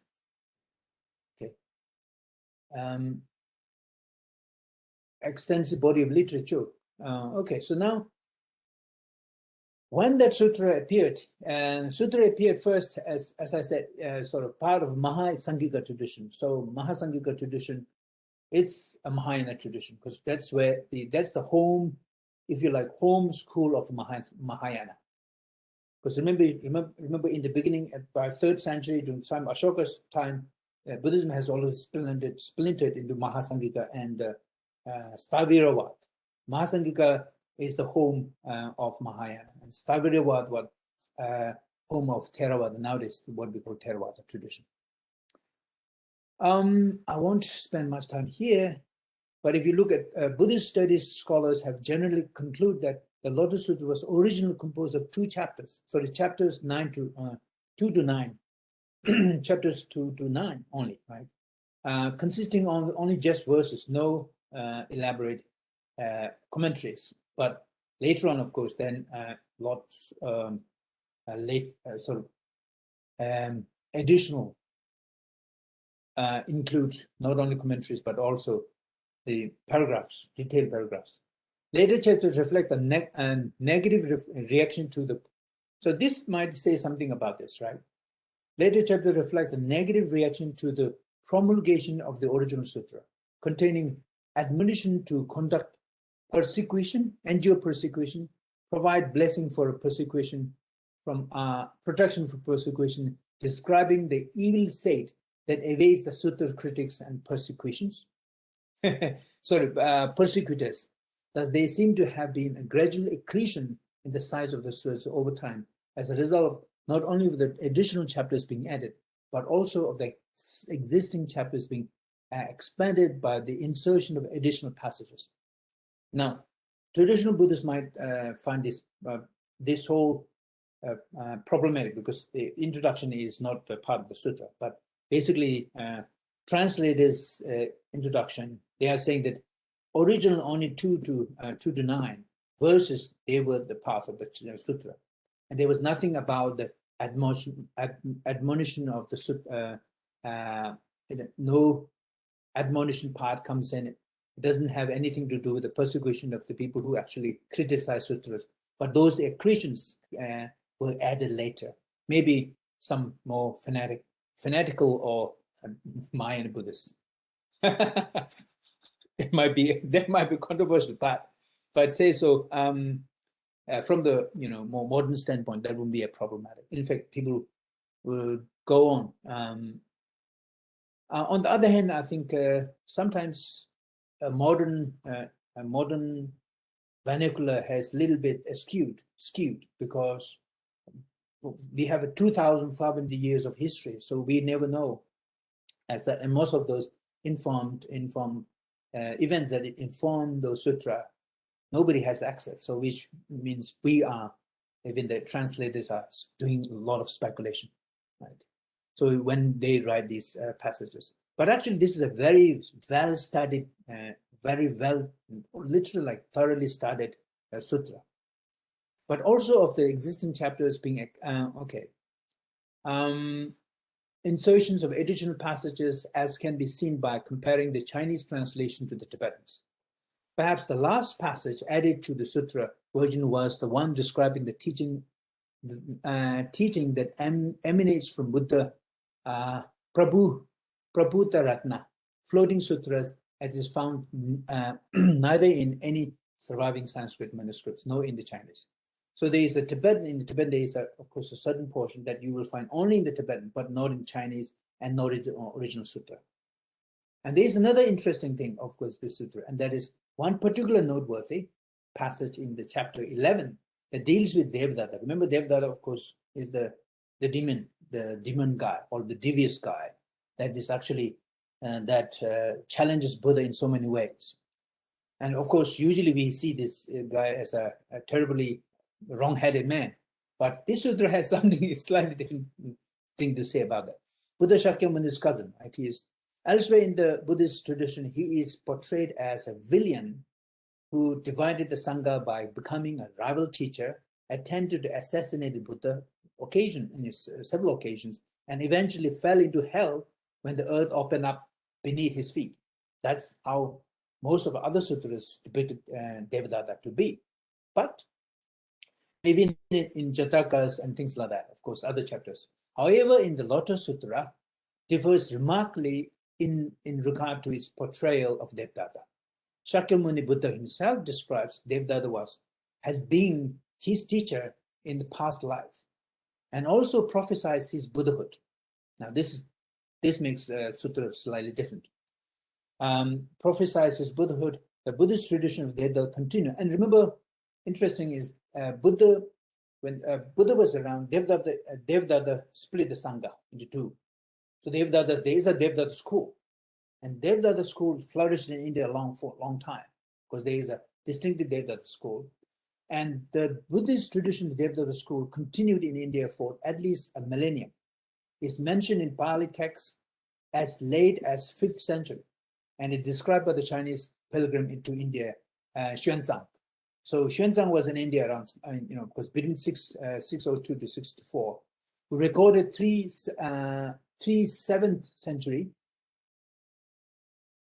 Devadatta Buddhist monasteries in India. So remember, Devadatta was pretty influential, even though we traditionally nowadays think he is a devious or villain who really did a lot of disservice with his teaching. But nevertheless, there were individuals actually who appreciated Buddha, Devdatta, because Devdatta, unlike Buddha, Buddha would not display his miraculous powers because he kind of, in fact, banned his students from showing miraculous powers, even though they have. And Buddha would not do it unless in extreme situations. But Devdatta demonstrated his miraculous powers, and there were a lot of individuals who are attracted to that kind of thing, miracles, who float in the sky, walk the river, walk water, and things like that. People get attracted, and so Devdatta was individual who can do that. He was able to use that sort of device to attract disciples, and he managed to do that. And not only that, of course, this school flourished for a long time. So we're talking about actually, 1,000 years after Buddha's passing away. That's a pretty long time for infamous school to flourish and keep going. Anyway, but this sutra, of course, gives a different dimension. So Lotus Sutra introduces themes, ideas, and views that have been great influence on the Buddhist tradition, such as doctrine that there is one single jnana vehicle, and that is the way to the Buddhahood, the distinction between the teachings that are expedient, and that's, I think, we have already gone through. Okay, so, and the notion that Buddha's life was simply a manifestation by one who had attained Buddhahood in incalculably long time ago. Now, this is a distinctive Mahayana claim. No Theravadins would make. Theravada Buddhist, of course, standard position is this. Buddha was born a Bodhisattva in the beginning. He was a Bodhisattva until age of 35 now. And then at the age of 35, his career changes straight away from Bodhisattva to become Buddha. Right? That's how Theravadins depict Buddha's life. Whereas Mahayana tradition, no, it's fundamentally different. Buddha appeared in the world deliberately as a fully enlightened, just wholly he was enlightened before he was born. When he was conceived in Queen Mahamaya's womb, he was already enlightened. He was actually, when he was descending from heaven, he was already enlightened. He was enlightened long time ago. So what he did in this career is essentially manifestation or demonstration. That demonstration for the ordinary beings that realization of Buddhahood is still possible, and you can do that. And that's just essentially a display. And that's why when we studied with Buddha's biography, the full in play, what is it? Play in full? Forgot the sutra name. Gyajuröba, Dode Gyajuröba. His biography, basically biography, you could say that although from Mahayana, it's not necessarily from Mahayana standpoint, that actually the way it's depicted. This sutra basically depicts Buddha as already enlightened. So everything that he does in this life is just essentially a kind of show that he has already performed in the past. So that's the transcendent character of Buddha. Now, that's one part. The other part, of course, you could ask, when did this sutra went to China? Remember, you'll see China, because China is the first, literally one of the first country that embraced Buddhism. In the first century AD, that's nearly like 900 years ago, before Tibet took Buddhism. Buddhism went to Tibet in around 8th century. So we say maybe around 8th century, maybe late 7th century, the latest. But China embraced Buddhism way earlier, around the 50th year of the 1st century. That's very early, right? So which means the sutra actually went to China first before. And when it went to Paramattha, and then different translations emerged. Okay, Paramattha, remember, also is a Yogacara, Chinese great. Of course, he's Indian, born in India, and then went to China. His translation, and then in the 1 minute. Okay, what I'm doing. So.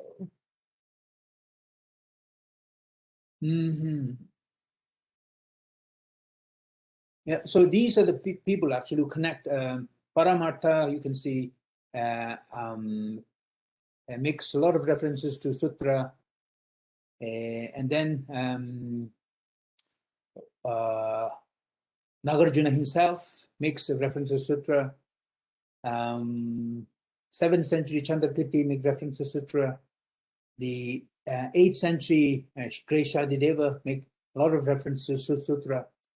Kamalashila, who visited to Tibet, in fact died in Tibet in the 8th century, refers to the Lotus Sutra many times. Remember, Kamalashila is one of the major figures who actually brought Buddhism into Tibet. And he is one of the, probably the second, because before him, Shantidevas was Kamalashila's teacher. Right? Shantidevas went to Tibet. He planted Buddhism to Tibet, and then he sent his disciple to Kamalashila to Tibet. And in the 8th century, Kamalashila had a debate with one Chinese great Zen master, and apparently Kamalashila won, because Kamalashila is a logician, by the way. Kamalashila and both his Shantidevas, they were Indian logicians, very good at both the Sautantrika and Mahayana Madhyamika tradition. So they established Buddhism in Tibet. Particularly Kamalashila's victory played a fundamentally different role, because that literally decided, and the Tibetan emperor was in two minds, whether they should embrace Kamalashila Nalanda form of Buddhism or Chinese Buddhism. So there were two masters from India as well as from China, right? China Zen master mostly interested in meditation, very strong meditation. And then Kamalashila also highly intellectual, highly learned, but in the sense a very good debate. So he won, Kamalashila, and then Tibetan emperor decided, okay, so from this onwards, Tibet will go along with the Nalanda tradition, and that's how Nalanda tradition speaks about was established that time. So Kamalashila make a lot of references, and Dharmamitra, and then Jnana Vajra, and then Akshar, Abhya Karagupta. All these makes, of course, a lot of references. So this means you can see how popular the sutra is. And this means actually all these individuals actually are responsible for promoting the Lotus Sutra, importance of Lotus Sutra. Okay.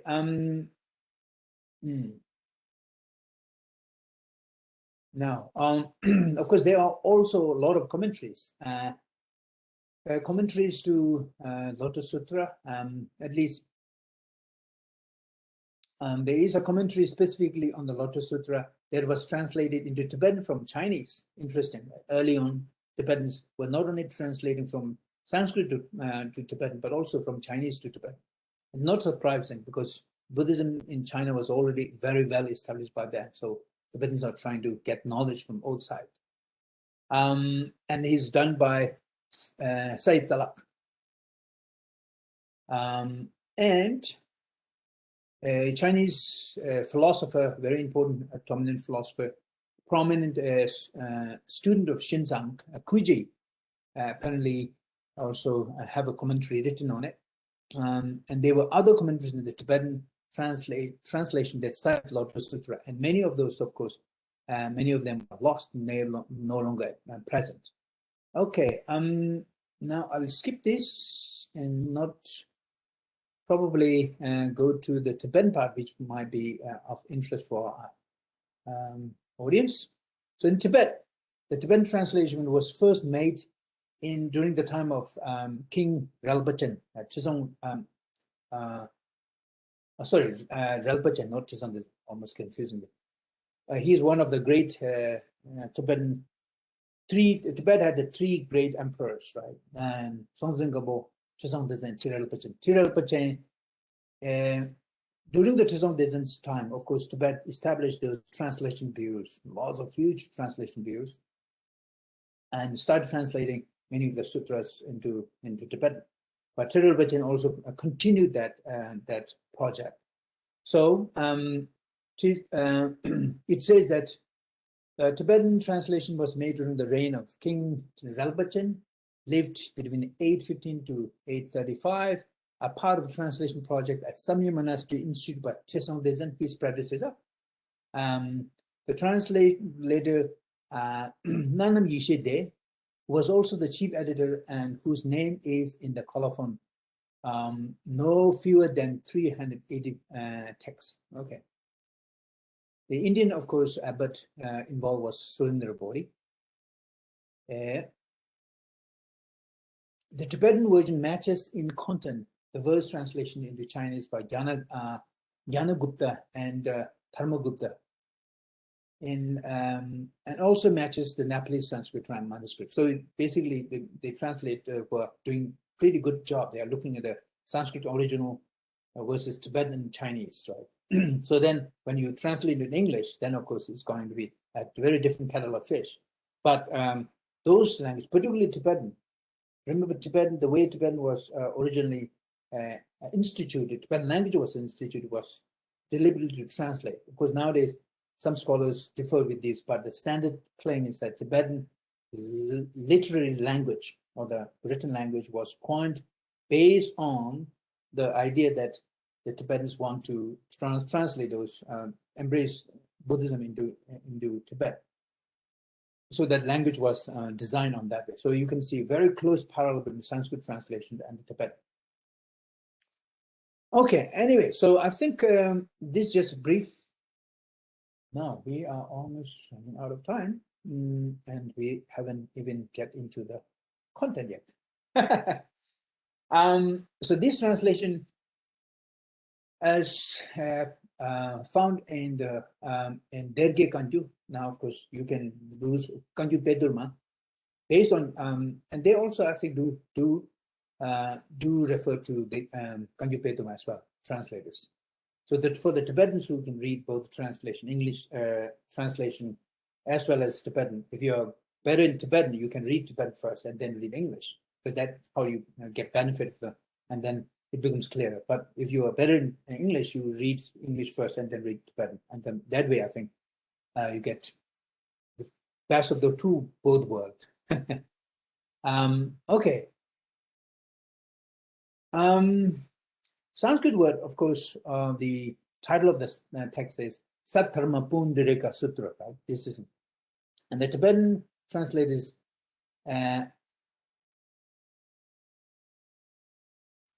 Sattharma as like a Sad Tamba in the Tibetan, and translate variously.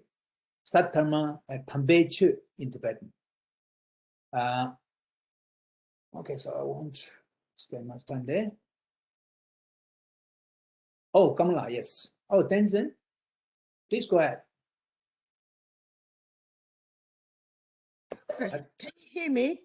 Yes, yes. Okay. The translation you said during King, was it Rinpoche? Yeah. Yeah. Did we have an established Tibetan writing at that time? Or was it very basic? Yeah. Good question. Thank you. Yes, Tibetan writing was now. This is official, of course, official, and there are sometimes unofficial accounts where they would say Tibetan writings might exist much earlier than that. But the official line that Tibetan exile, administrator in exile, proclaiming is that yes, Tibetan writing Tibetan was designed during the time of King Songtsen Gampo. Songtsen Gampo sent some of his famous, most intelligent students to India, one of which is Themis Samboda. He was sent to India to learn Sanskrit, and then when he got back, then one of his tasks was actually to design a classical written Tibetan, and apparently he was able to do that, and very close to Devanagari font, Devanagari script. But of course, there are different versions. But then there are other Tibetans nowadays, especially Pembos, Pen scholars who actually remember Pen tradition precedes Buddhism. Buddhism came to Tibet around King Songtsen Gampo. We are talking about roughly 7th century. So before that, there was a Tibet indigenous religion, and that indigenous religion has a long history. So they claim that actually written Tibetan exists before that. But anyway, the official store account is yes, Tibet had its written Tibetan established in around 7th or late 7th century during the time of King Songtsen Gampo. Yes. So by Relbachen's period, of course, it would have firmly established. And because Relbachen is the last of the great kings, which means that by the time of Relbachen, Tibet would have translated thousands of texts already. Yeah. Okay. So, does that answer your question, Yangchala? Yeah. Thank you. Okay. Any questions? Ingrid, you have your hands. A quick thing. So the R, when it says the years of the that king, it had an R before it. What does that mean? Like BC or? Oh, it means that's roughly. Usually we can say Charka. Most of the dates, and unfortunately, maybe of course it's. I'm not a historian, so but historians might have different ideas. But roughly, I think Tibetans have done enormous tasks in promoting and preserving religious texts like this. But they somehow neglected history. So their Tibetans have never been, I think, good in keeping dates. And ask Tibetans, even nowadays, what is their date of birth? Majority of them wouldn't have idea when they were born. So I also include myself. They're supposed to be day, which means that actually they somehow in the Tibetans' mind, they always tend to not to take the dates very seriously because the content is important, dates. So that means for now, from the historical point of view, it's a kind of problem. So that means you really sort of roughly see that, and then the periods are mostly Charka, or is essentially a rough estimate. Yes, Karmala, and somebody else, I think. Yes. You have your hand? Oh, Tenzin. Can you hear me? Yes. Yeah, I think R, doesn't it stand for Rabjung in Tibetan, the 60-year cycle, how we calculate the year?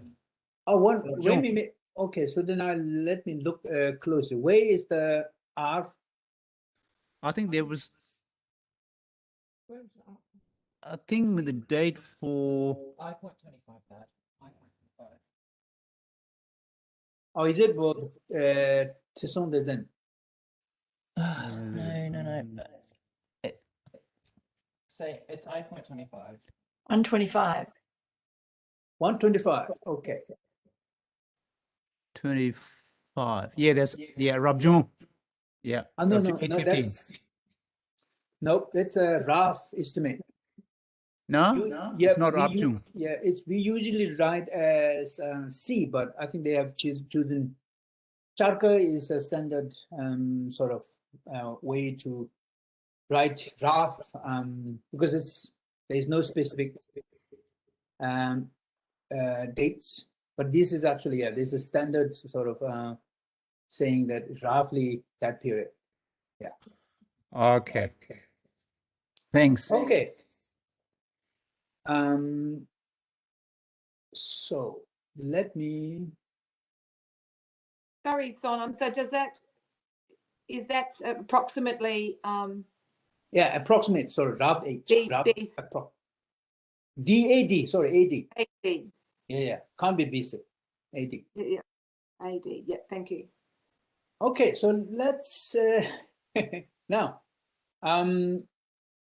If you look at the sort of the introduction, so I think chapter 1 and chapter 2, I think there is not much in the content. I think chapter 3, there is a little bit.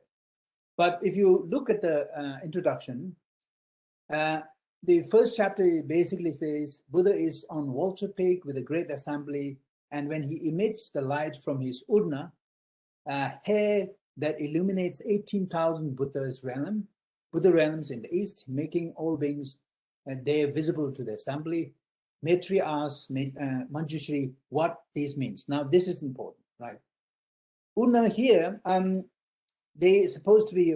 This is one of the marks of a great being. Now, this there's a mark here for the Buddha, and apparently, if you pull that hair is like an example of infinite. You can pull it as long as you want, and it never ends. Traditionally, that's how it is presented, right? whether it makes sense or not, but that's one that's one is presented. So apparently Buddha basically means a light from there. And then now Maitreya was kind of a little bit confused. What's happening? Why did Buddha actually emit this light, special light today? And he has never seen before. And then he asked this question to Manjushri. And Manjushri had previously experienced that he experienced and saw that Buddha was emitting light on a particular occasion. And that occasion was when Buddha gave discourse on the Lotus Sutra, right? So then Maitreya, remember, Maitreya asked Manjushri what this means. And Manjushri stated that it is an occasion that Buddha is going to teach the white lotus of the good Dharma. Because Manjushri knows that, because Manjushri already in his one of previous life actually experienced that. Manjushri knows this because he had seen the same thing occur in the previous eon when he was Sri Garbha, also known as Vajraprabha. Because then, of course, it was not Manjushri, his name is Sri Garbha, and known as Vajraprabha, the senior student of Buddha Chandra Surya Pradipa. Chandra Surya Pradipa was the Buddha during that period. And the senior and Manjushri, Sri Garbha, happened to be one of the senior students. So therefore, he know the event that took place, and that's why Maitreya asked him a question. And the first basically chapter is literally like all that, and there is this important message that we need to take out. And the second chapter, what happens is, okay, so and at that time Maitreya was so Maitreya was also present, Sri Garbha's student. So here interesting, right? Both, remember, in this life, Maitreya was, in Mahayana tradition, Maitreya was one of the Manjushri is Buddha's most intelligent student according to Mahayana tradition. Theravada tradition, of course, it's Shariputra, right? And then Maitreya was also present along with that. But it happened to be Sri Garbha's, namely Manjushri's student. And he happened to be a lazy bodhisattva named Yakshakarma. Maitreya apparently was not so keen. He was just a very lazy man in his life, in that life, right? So interesting. Even in this life, during the Shakyamuni period, both Maitreya and Manjushri appeared together. So this is what you call karmic connection. And we might have also very strong connections for the fact that why we study this together, and we may have some sort of something, I don't know. And the chapter 2, this is the skill method. The Buddha comes out of his meditation and tells Shariputra, because now Shariputra asks, Shariputra, remember Shariputra was all along. And interesting then think that in all the Mahayana sutras, you will see Shariputra playing its role, and usually a very minor role. And Shariputra is always looked down. So not so intelligent, it was a little bit sort of naive and things like that. But anyway, what happens is when Buddha arose from his meditation and tells Shariputra of how the Buddha possesses skill in methods for liberating things, and their wisdom is inconceivable to Shravakas and Pratyek Buddhas. Now here. So that's where remember Shariputra is one of the Shravakas, which means he's usually recognized even in Theravada tradition. And Shariputra is the most intelligent disciple according to Theravada tradition, right? And then there are other miracle expert, Moggallana Putra, and other disciples. They won't show up much actually in minor tradition. An interesting thing is in Pali canon, Manjushri, Maitreya, these bodhisattvas don't show up at all. That intrigues me. You won't find Manjushri playing a role. You won't find Maitreya in Theravada text. Now, of course, you can read Theravada text, especially you can read Dignikaya, Samyukta Nikaya, Majjhima Nikaya. They are detailed, well, not as detailed as minor text, but also pretty detailed, and they're very, very well translated by Bhikkhu Bodhi, very accessible. You won't find Manjushri, you won't find Maitreya there. So that intrigues me. What happened in the history? Because from my understanding, these bodhisattvas there alongside each other, right? And Mahayana sutras like this, of course, recognizes the existence of Shariputra, Moggallanaputra, and those things because they are Shravakas. But none of the Pali, well, I wouldn't say none, most of the Pali canonical texts would have bodhisattvas playing any role there. So where did bodhisattvas gone in Pali canon? I have no answer to that. We may only speculate, and perhaps that's also the reason why Theravadan scholars will have hard time accepting Mahayana as being the teaching of Buddha, because those bodhisattvas, they don't show up in their texts, in major canonical Pali texts. Okay, so anyway, their wisdom is inconceivable to the Shravaka and Pratyek Buddha. Now, okay, so these two terms we will come across very often. So those things, keep this in your mind. Shravaka means in Tibetan, Nyentu, means those who are the listeners, those who listens to the Buddha's teaching, Shravakas. That what means. Shrava means basically Tuva, Nyamba and Tuva, literally. Somebody who actually listens to teachings of Buddha, and they do take Buddha serious, Shakyamuni Buddha very seriously. They are both disciples of Buddha. But they Buddhas, although it arises from Buddha's teaching, but actually they are solitary realizers. That's how another translation. They are individual Buddhas, but they essentially individual or isolated and Buddhas. So basically, if you look at the three yanas, first is on the hierarchical stage, you can see first Shravaka Buddha, Shravaka yanas, and then Pratyek yana, and then Bodhisattva yana, right? In other words, Shravakas comes first, and then Pratyek Buddhas, and then Bodhisattvas. Right? So that's the hierarchy. Now, the idea of this sutra is that Buddhas teach only the first two yanas, first two vehicles, only as a means to the end. And the end teaching is the ultimate, Bodhisattva. Okay, and Shariputra in here is belong to Shravakas. He's one of the Shravakas. And interesting thing in this sutra is Buddha actually prophesies Shariputra enlightenment down the track. Shariputra requests the Buddha 3 times to explain what he meant. Why did he actually emit this thing? Light illuminated, galaxies throughout. And he repeated 3 times, and only after repeating the request 3 times, Buddha actually started giving the discourse. 5,000 bhikkhus leave the assembly. Now here, this is interesting. 5,000 bhikkhus leave the assembly, not wishing to hear the teaching. And of course, Sutra has basically says that these arrogant monks, because Buddha is about to teach something that they haven't heard before.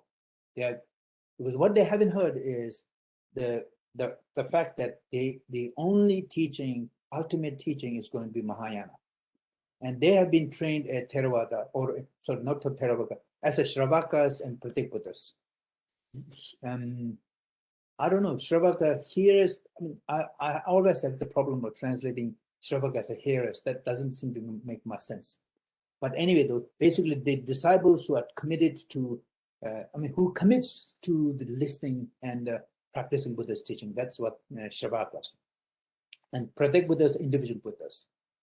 So Buddha stated that there is only one yana, which is the way, the Buddhahood, and the division into 3 yanas is merely a skillful method used by Buddhas. Now, that teaching is the new revolutionary teaching that Shravakas have not heard, Pratyek Buddhas have not heard. So therefore, these 500 bhikkhus, they think they are truly established, Arahant, liberated. They don't need to hear this, and they left. So this is interesting. He wants that in the future, Shravakas will not preserve the sutra. He described the benefit of both those who will have devotion for it, and he also states that those who make even the simplest offering to the Buddhas will eventually attain enlightenment as result. Now here is the point that nicely captures in the introduction. That's why this sutra is regarded as one of the founding texts that support Buddhist devotionalism. Why is there so much of devotion, particularly minor tradition, around stupas, offerings, and a very complex, very sophisticated ritualism that's around Buddhist teaching in minor tradition, it's particularly in Tibet and also in Chinese Buddhism, is because this sutra is one of the major sutras that actually inspired that kind of practice. So what Tibetans are doing is not just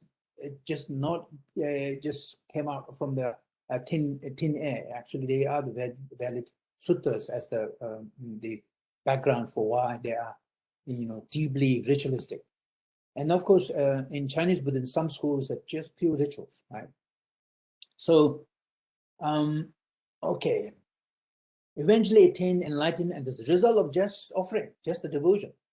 Now, this actually might be slightly difficult to fit, but Sutta says this anyway. The Buddha described enlightenment, his previous teaching on attaining nirvana and how the time came to begin teaching the attainment of Buddhahood. He also says that those who reject this sutra will be born in hell. That's the last dose of whip. You're not so, if you're not so convinced, then basically that's that trap. Now, how far do you take that last kind of? I'm not too sure. I tend not to take that part a little seriously. But anyway, I think we have run out of time without opening the chapters. But I think that should actually give us a good introduction. So here's a general recommendation I have. Next time, so we will, next time when we come back, I think I'll just very quickly go to the passage where it's key in the first chapter, second chapter, and third, and focus a little bit more on third chapter, parable. That's where, and then if you have read already the first two chapters, please do read chapter 3rd, 4th, and maybe even 5. just in case we, we get ahead of our time. just to make sure that we are basically safe, and in case we have enough time to talk about. So that's it essentially. Other questions?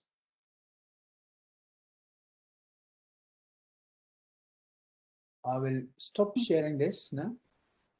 I don't know how to raise the hand, the virtual hand. Sorry. There should be some button down there. Oh yeah, that's good. Yeah. No, I was just wondering, where is this sutra in the timeline? So how long after the Three Noble Truths, the Four Noble Truths, this was taught before the Heart Sutra? That's, I think it would be, I really don't know the answer to that question, honestly. I can only, because those sutras only appeared roughly, certainly, if the sutra did not appear before Nagarjuna, of course, Nagarjuna cited the sutra, so it must be before that. That means roughly the sutra was composed. If I say composed, it might be controversial because that's traditionally they want to attribute the sutra to Buddha. So it was not composed, it's actually word Buddha, but it is being compiled. But modern academics consider the sutras, all the Mahayana sutras were composed and expanded and detailed later, additional information added later on. But because Nagarjuna is talking about the sutra, which means actually, and since Nagarjuna flourished in around the 1st and 2nd century AD, a traditionalist and the modern academics disagree a little bit, because traditionalists wants to push Nagarjuna's date as early as possible in the 1st century BC. Modernists wants to bring him down sort of as late as possible. They take Nagarjuna to the 2nd century AD. But nevertheless, given the fact that Nagarjuna talks about sutra, we can safely say that this sutra was essentially available in around BC period. So maybe 1st century or 2nd century BC. That might be a little bit also, I don't know, this speculation might be a little bit problematic if we say that And traditionally, I think the people might say actually might attribute the sutra, many sutras, to Nagarjuna himself, because he was the one who literally, like, he brought all the treasures up, Mahayana discourses from outside. Now here is a little bit of myth. In Mahayana tradition, remember Nagarjuna is the he's the founder of Mahayana tradition, and because Buddha taught Mahayana teaching, gave Mahayana teachings to only few disciples, and mostly his teachings were kept as a treasure to be found by Nagarjuna in the whenever he prevailed. And so, according to traditionalists, Nagarjuna prevailed around 600 years. Is it right? Yeah, 600 years of Buddha's passing, which means almost like 1st century BC, 1st century AD, didn't dead period. And he brought those texts out of Nagaland. You can imagine what the Nagaland is. Of course, nowadays there is explicit Nagaland in there. We are not talking about that. But tradition says that actually Nagarjuna brought up beneath some deep ocean and made those texts visible. So, and that's why Mahayanas tend to attribute many of those authorless texts to Buddha, but they're actually also traditions wants to attribute those texts to Nagarjuna, as Nagarjuna's work, or Nagarjuna's compiling Buddha's teaching. There are, you could say, thousands of those texts. Yeah. And what then nowadays we consider as Tibetan Kanjur. Kanjur's words actually attributed to Buddha himself, taught by the Buddha. And then there's another section of genre we call Shastra, and Shastras were literature written by Indian authors as a commentary documents written to explicate as an exegesis to commentaries to Buddha's teaching, and they were called Shastras. So this text, of course, is a part of Kanju genre. In other words, Buddha's word genre. But when did exactly Buddha teach this? Well, Sutra says he taught this on Vulture Peak. If you go and listen to the preamble, that's when Buddha was present. And at what time? Okay, so approximately, remember Buddha turned the 3 wheel of teachings, dharmas, according to first wheel of dharma was our Four Noble Truths. Second was on selflessness, emptiness, on Vulture Peak, and that's this teaching would be, in a sense, part of the Vulture Peak teaching genre, because it is taught there. But then there were a lot of other teachings Buddha gave in the different areas that would not be strictly a part. Basically, one would not be a part of teachings on non-self or emptiness, but just general teachings, explicating. Remember, okay, here's the question that arose: why did Buddha teach those three wheels? Gave 3 different series of teachings. And the first teaching, he said, there is the self. Well, he said there is suffering, and there is a person who suffers. And then in the second teaching, he said there is no person, there is no self who suffers. Then people got confused. Traditionally, and then he said, you said person exists in the first sermon. You said person don't exist in the second sermon. What do we do? Which one is truth? Which one is the correct message? And then Buddha turned the third turning, which actually distinguish what is real and unreal, that distinction. And that is where many of the Yogacara teachings comes in. So on that general framework, you would say actually this teaching, because this teaching is part, given in the Vulture Peak, you could say it's the second, it belonged to the second wheel of turning. Yeah.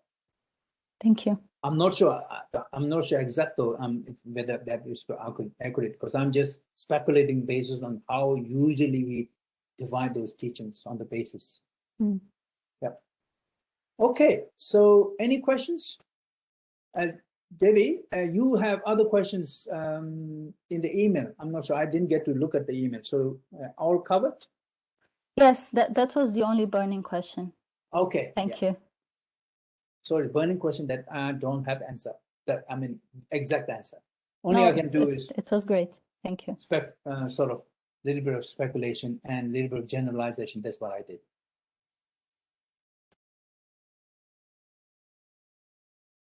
Okay. Lindy? So Sonam, To thank you. you so very much. I was wondering if I could request you to just lead us in a concluding short dedication meditation. All right. Okay. That'd be okay. Thank you so much. Yep.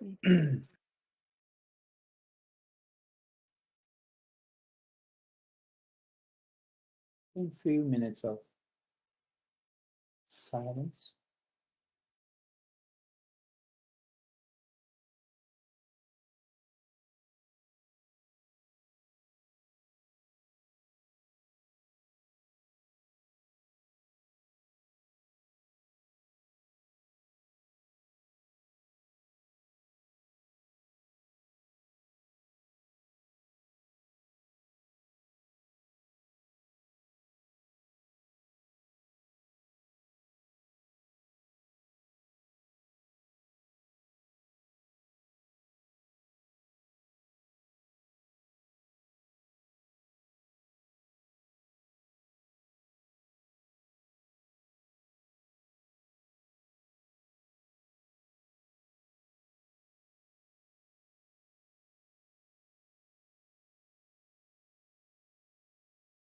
And begin meditation.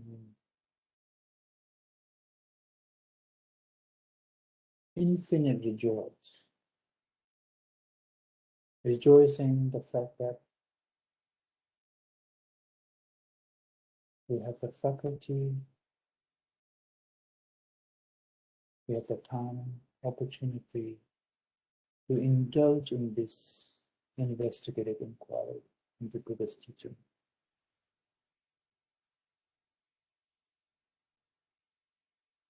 Precious opportunity.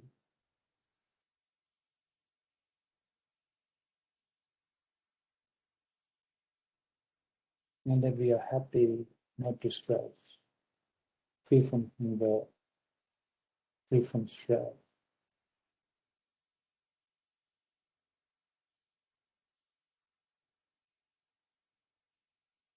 Take deep rejoice.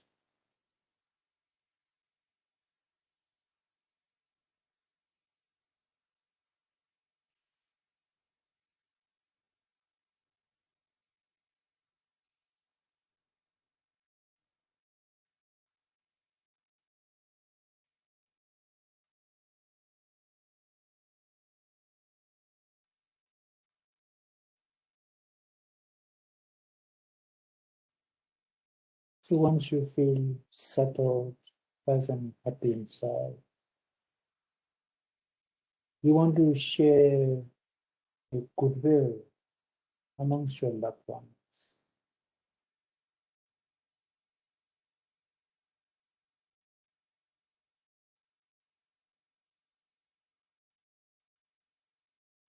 So you can think about your loved ones.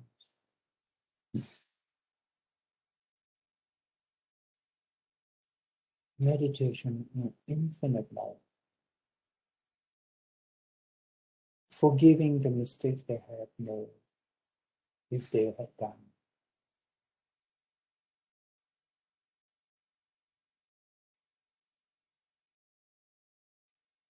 If they've irritated you, made certain mistakes, offended you in any way,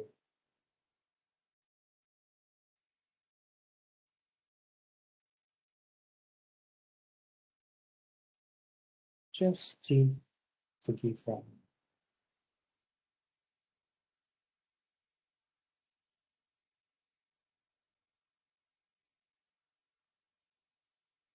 Seeing them as lovable.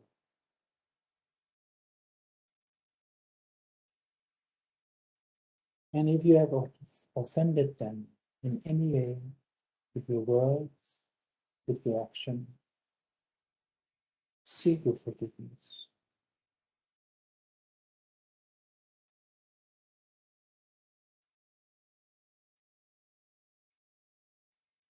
I'm sorry for the mistakes that I have done. Accidentally made you angry. Accidentally made you unhappy. Seeking the forgiveness from the depth of your heart.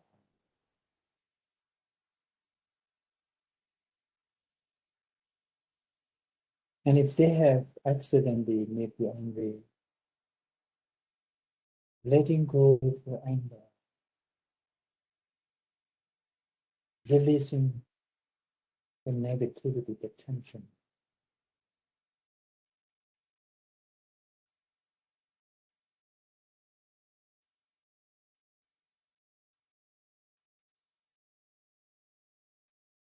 May you be happy. May you always be happy. Always associated with the causes of happiness. May I be a source of happiness for you.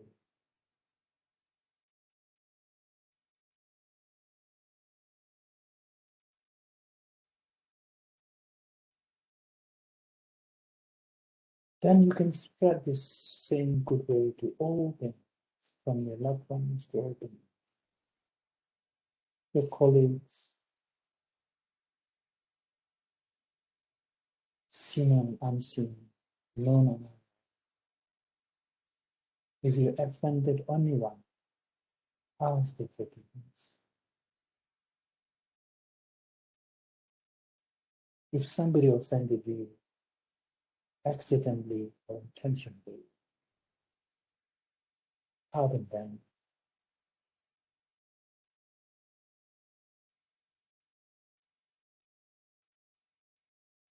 Acknowledging them, acknowledging them, just like myself, seeking for happiness, avoiding suffering, accidentally make mistakes, just like myself. No need to hold rancor, aggression, and anger.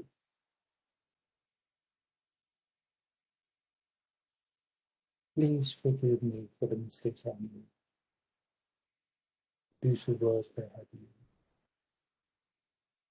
accidentally or intentionally.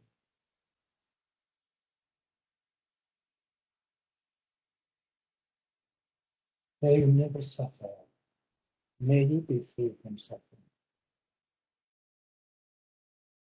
May you always be free from suffering.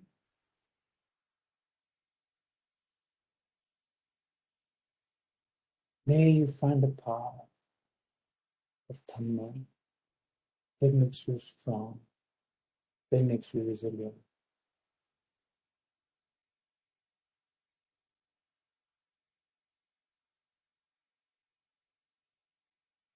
That makes you fully enlightened, free from hatred, free from anger. May I be source of inspiration. May I never be a source of your suffering. May I be an aid to your happiness, to the freedom of your suffering.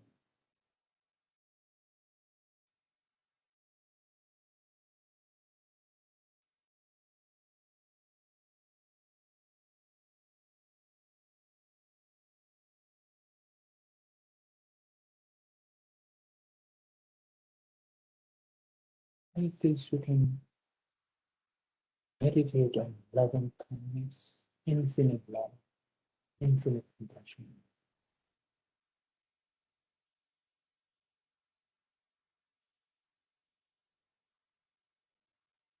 May you achieve the highest goal,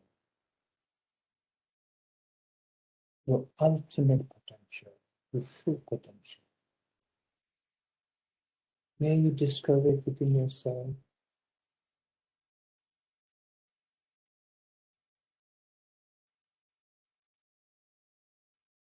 The ultimate freedom.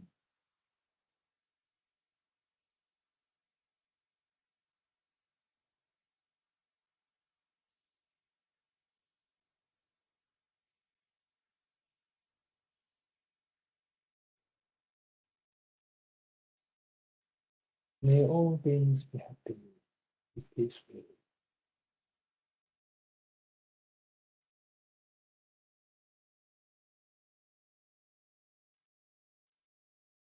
May all beings.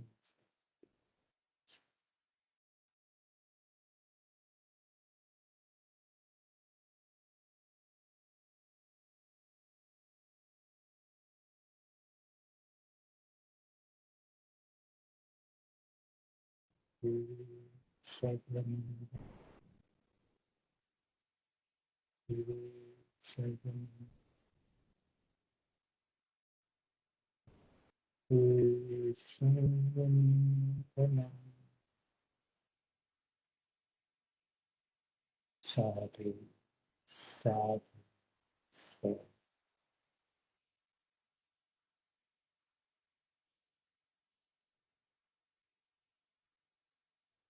Okay, thank you. Thank you very, very much, Sonam. That was a most enjoyable morning. Thank you. Thank you very much. Thank you. Thank you, everybody, for joining. And we have some wonderful reading to get on with in the next few weeks before we join again. So thank you very much. Bring lots of questions next time.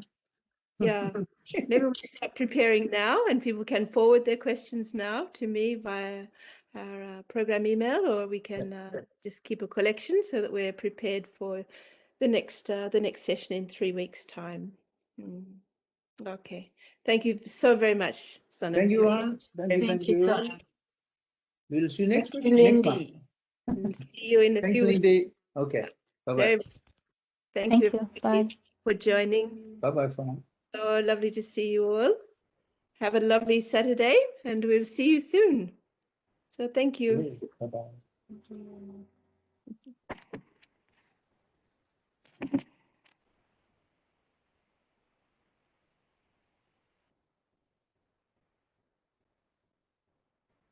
Okay. That's All it. good? All Yeah. good, I think, Sonam. Very wonderful. Thank you so much. Yeah. Okay. Yeah, no, it's so rich being able to go through the sutra like this. It's so so useful. Yeah. Nice. It uncovers so many things you never think of, on the surface. So it's wonderful. Appreciate very much. Raja, so you're happy? Yeah. Good. I am. Oh, good. Yes. Okay. Yeah. Okay. Thank you. So we'll see you next month. In a few weeks, yeah. Yep. We start meeting at the Gompra again next weekend, so Okay. maybe more people get together and then get more inspired to come to the class like this. So we see how we go. Yeah.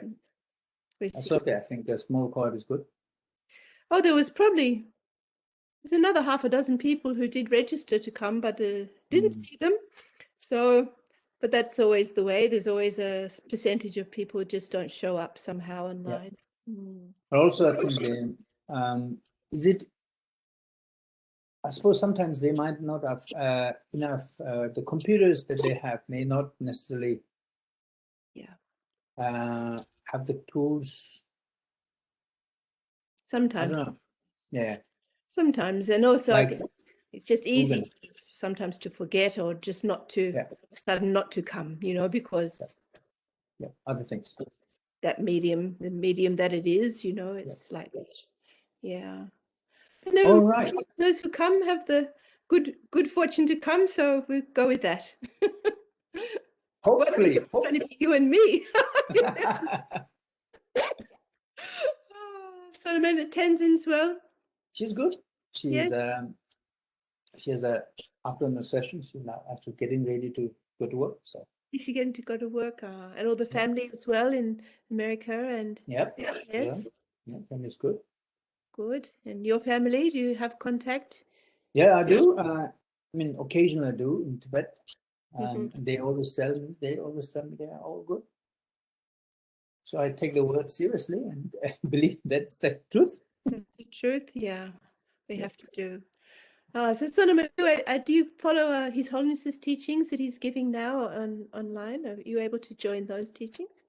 Not exactly in a specific time, but yes, recording side basically. Yeah, because Yeah. all his sessions are recorded. So, Yeah, they are. It's just been such a lovely thing to have that going on as well. To just join His Holiness so often live is just an amazing thing. So, okay. Thank you so much, Sonam. Have a good month. You also. We'll see you again. Thank you. Thank you. Bye-bye. Bye-bye. So much.